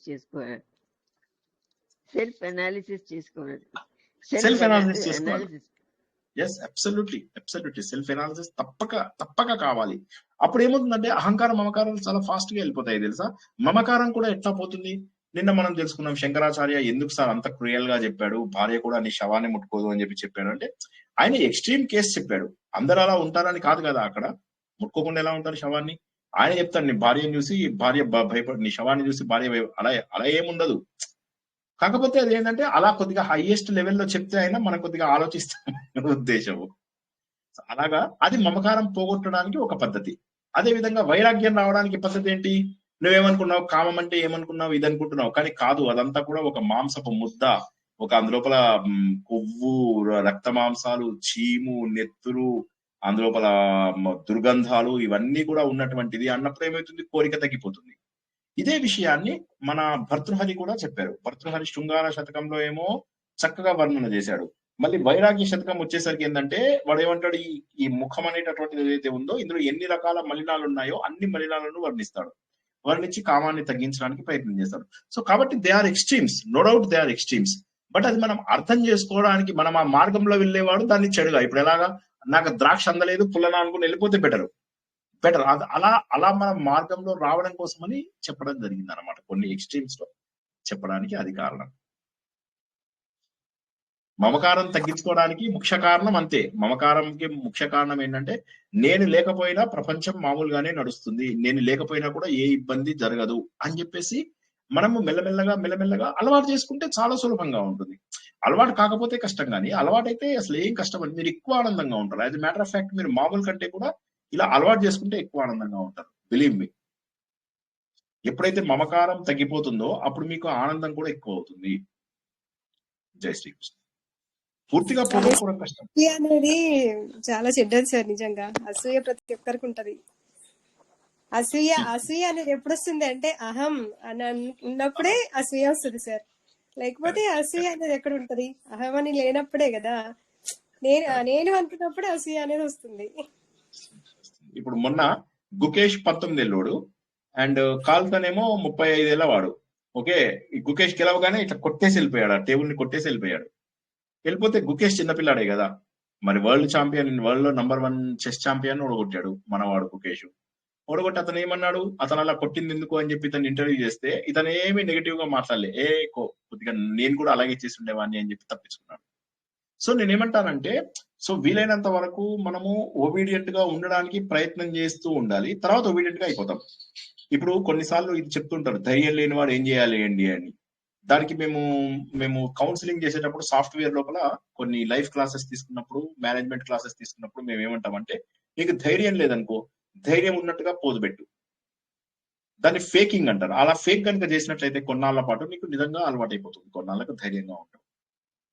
ధైర్యంగా ఉన్నట్టుగా మేకపోతు గాంభీర్యం అంటారు, అది గాంభీర్యంతో ముందు, తర్వాత ఏమవుతుంది, అప్పుడు మెల్లమెల్లగా అది వచ్చేస్తుంది. సో ప్రయత్నం ద్వారానే ప్రతి ఒక్కటి వస్తుంది. సాధనలోనే సమకూరుతాయి అన్ని కూడా, సాధనలోనే సమకూరు ధరలోన అంటారు కదా, అన్ని దొరుకుతాయి. కాబట్టి అసూయ కూడా అంతే. అసూయ వచ్చినప్పుడల్లా మనం ఒకటి గిచ్చుకోవాలి, ఇది అసూయ అని చెప్పేసి గిచ్చుకోవాలి. ఆ సీతమ్మ వాకిట్లో సినిమాల చెట్టు లోపల వాడు దానికి అసూయ చెప్తామంటే అదేదో చెప్తుంది, చెప్పగానే వీడు కోపం చూపిస్తాడు, చూపించగానే దీన్ని అసూయ అంటారు అని చెప్పేసి చెప్తున్నామే, అరే రే దొరికిపోయాను అని చెప్పేసి అనుకుంటాడు. సో అసూయ వచ్చినప్పుడు మనం అలా గుర్తుంచుకోవాలి, మనము అలా గుర్తుంచుకోవాలి, అరే ఇది అసూయ వచ్చింది, అహంకారం చూసావా నాకు అహంకారం వచ్చింది, అలా అనుకుంటూ ఒక 4-5 సార్లు అనుకున్నామంటే అంటే ప్రయత్నపూర్వకంగా చేయాలి. ఇప్పుడు కారు నడిపించేటప్పుడు ఏం చేస్తారు, ఇది యాక్సిలరేటర్ అని తెలిసినప్పుడు యాక్సిలరేటర్ ఎక్కడుందో ఆలోచించుకుంటున్నాం, తర్వాత అలవాటు అయిపోతుంది. కానీ ముందు మాత్రము ప్రయత్నపూర్వకంగానే చేస్తారు కదా. అదే విధంగా ఏ విధంగానైతే ఎక్స్టర్నల్ వస్తువులని మనము ప్రయత్నపూర్వకంగా చేస్తామో, మనము బాగు చేసుకోవడం కూడా ప్రయత్నపూర్వకంగా చిన్న చిన్న సాధనల ద్వారా మనము సాధించగలము. కృష్ణ సార్, అదే విధంగా మనము ఈవెన్ భగవద్గీతలో కూడా తెలుసుకున్నాం కదండి సార్, మనల్ని అనాలిసిస్ చేసుకోవాలి, అనలైజ్ చేయాలా అంటే ఈ రజోగుణమా, మనం చేసిండే ఆ పని రజోగుణంకు చెందుతుందా, సత్వగుణమా, తమో గుణంలోనా అనేది ఆ వైటిడి గురించి చెప్తున్నప్పుడు. జై శ్రీకృష్ణ సార్. జై శ్రీకృష్ణ. కరెక్ట్. అదే ఇప్పుడు మనం 14వ చాప్టర్ లో కూడా అదే తెలుసుకున్నాం. సాత్విక, రాజసిక, తామసిక గుణాల గురించి 14వ చాప్టర్ లో తెలుసుకుంటున్నాం. మళ్ళీ 14వ చాప్టర్ లో ఉన్నదంతా కూడా మళ్ళీ 16, 17, 18లో మళ్ళీ ఎలాబరేటెడ్ గా నేర్చుకుంటాం. 14లో నేర్చుకున్నదే 16, 17, 18 అనేవాడి కలశ అధ్యాయాలలో నేర్చుకుంటాం. 15వ అధ్యాయంతో భగవద్గీత అయిపోయింది. 16, 17, 18 అపెండిక్స్ చాప్టర్స్. అయితే మనం రేపు 14వ అధ్యాయాన్ని మళ్ళీ కొన్ని ఎగ్జాంపుల్స్, నాకు ఎంత టైం ఉందో చూసి దాన్ని బట్టి ఇంకా కొన్ని ఉదాహరణలు నేను తయారు చేసుకోవడానికి ప్రిపేర్ అవ్వడానికి చూస్తాను. తప్పకుండా రేపటి పరిస్థితిలో 14వ అధ్యాయాన్ని ముగించుకుందాం. ఇంకేమైనా ప్రశ్నలు లేకపోతే ఈ రోజుకు ముగించుకుందాం. గంట పావు అయిపోయింది కదా సార్. నోరు మాట్లాడడం లేకపోయినా బ్రతకగలము అని అంటే నోరు అసలు తినడానికి కూడా ఉపయోగపడుతుంది కదా సార్. అది తినలేకపోతే ఏ అవయవాలు పనిచేయవు కదా. ఏమనంటే మామూలుగా ఇంకా సిలిండర్ లాంటిది ఎక్కించుకుంటే కాదు, అసలు మామూలు తినడానికి నోరు లేకపోతే ఇంకే నోరు లేని వాళ్ళు కూడా ప్రపంచంలో చాలా మంది ఉన్నారు. వాళ్ళకు వివిధ మార్గాల ద్వారా ఆహారం అందించబడుతుంది. అయితే ఇక్కడ మాట్లాడింది ఇంద్రియాల గురించి, అంటే జ్ఞాన ఇంద్రియాల గురించి మనకు మెయిన్ గా మాట్లాడారు. బట్ అఫ్ కోర్స్ మీరు చెప్పిన పాయింట్ కరెక్టే, కానీ ఇంకా అది మనము కథ జ్ఞానం, దాంట్లో కథలో జ్ఞానం తీసుకుందాం. కరెక్టే, మీరు అన్నది భోజనం లేకపోతే ప్రాబ్లం అవుతుంది, కానీ కథ అది మనం దాన్ని మనకు అర్థం చేసుకోవడానికి ప్రయత్నం చేయాలి, తత్వాన్ని అర్థం చేసుకుందాం. లిటరల్ గా నోరు అని కాకుండా మాట్లాడడము అని వాగింద్రియం ఇంద్రియం అనేది మాట్లాడడం కదండి. వాగింద్రియం అంటారు దాన్ని. వాగింద్రియము, శ్రవణేంద్రియము, ఇట్లా ఘ్రాణేంద్రియము, ఓకే, స్పర్శేంద్రియము, ఇట్లా మనకు ఒక్కొక్క అది ఇంద్రియం. బేసికల్లీ ఇంద్రియాలకు వచ్చినటువంటి ప్రశ్న. అయినప్పటికీ ఆవిడ ప్రశ్న కూడా జవాబు ఏంటంటే, అది లేని వాళ్ళు కూడా చాలా మంది రకరకాల వివిధ రూపాలలో ఆహారం తీసుకుంటారు. కోమాలో ఉన్న వాళ్ళు అన్నం లేచి కూర్చొని అన్నం తింటారా? తినరు కదా. సో 1 year పాటు ఉంటారు కోమాలో. ఇంకా వండర్ఫుల్ సార్, ఆ తీర్థయాత్ర గ్రూప్ లో ఎవరో వేరే ఏఎస్సి సిబిజెడ్ ఎవరో వాళ్ళు జాయిన్ అయ్యారు సార్ ఒకరు. చూస్తాను. ఏమన్నా ప్రాబ్లం వస్తున్నారా? ప్రాబ్లం చేస్తున్నారా? ఏం లేదు సార్. ఎందుకు చూస్తాను. అందుకే ఎవరిది వాళ్ళ పేరు పెట్టుకుంటే బాగుంటుంది. ఎందుకో కొంతమంది షార్ట్ కట్లు పెట్టుకుంటారు. ఏది ఏమైనా ఎవరిది వాళ్ళు జాగ్రత్తగా ఉండండి. ఏ కొత్త ఇన్విటేషన్స్, నీ ఫోటోలు ఉన్నాయి నా దగ్గర, ఇవన్నీ మెసేజ్లు వస్తుంటాయి. వాటిని క్లిక్ చేయకండి. మీకు తెలిసిన వాళ్ళ ద్వారా మెసేజ్లు వస్తే మాత్రమే తెలుసుకోండి. అది కూడా బాగా తెలిసిన వాళ్ళు. వాళ్ళకి కాల్ చేసి ఈ మెసేజ్ నువ్వే పంపించావా అని అనండి. లింక్ ఏదన్నా ఉంటే క్లిక్ చేయవద్దు. ఇక్కడని కాదు, వాట్సాప్ లో కానీ, టెలిగ్రామ్ లో కానీ, ఈమెయిల్స్ లో కానీ, ఎక్కడైనా కూడా తెలియని వాళ్ళ ద్వారా వచ్చిన ఏ లింక్ ని కూడా క్లిక్ చేయకండి. Then there won't be any problem. ఓకేనా? రేపు మళ్ళీ మనము భగవద్గీత 14వ అధ్యాయం లోపల కలుద్దాం. అద్భుతమైనటువంటి వేద జ్ఞానాన్ని తెలుసుకున్నాము. భగవంతుడి ముఖతః మనకు అందించినటువంటి ఈ జ్ఞానం ఏదైతే ఉందో, దీన్ని ఎంతో మంది ఋషులు దర్శించి మనకు అందుబాటులో తెచ్చారు. ఆ వచ్చిన దాన్ని మళ్ళీ చక్కగా విభజించి వేదవ్యాసుడు మనకు అందించాడు. ఇప్పుడు కేవలము మనము అరటిపండు తొక్క తీసేసి అరటిపండును ముక్కలుగా చేసి మన దగ్గర పెట్టారు. అది తినడం మాత్రమే తరువాయి. అది తింటూ దీన్ని మరిన్ని సార్లు, వీలైనన్ని సార్లు చూస్తూ రోజంతా కూడా ఒక 5 గంటలు 6 గంటల పాటు ఇటువంటి సాధననే చేస్తూ ఆలోచనలో గడుపుతారని ఆశిస్తూ ఈరోజు ప్రవచనాన్ని ఇక్కడికి ముగించుకుందాం. జై శ్రీకృష్ణ. శుభం భూయాత్. జై శ్రీకృష్ణ. జై శ్రీకృష్ణ.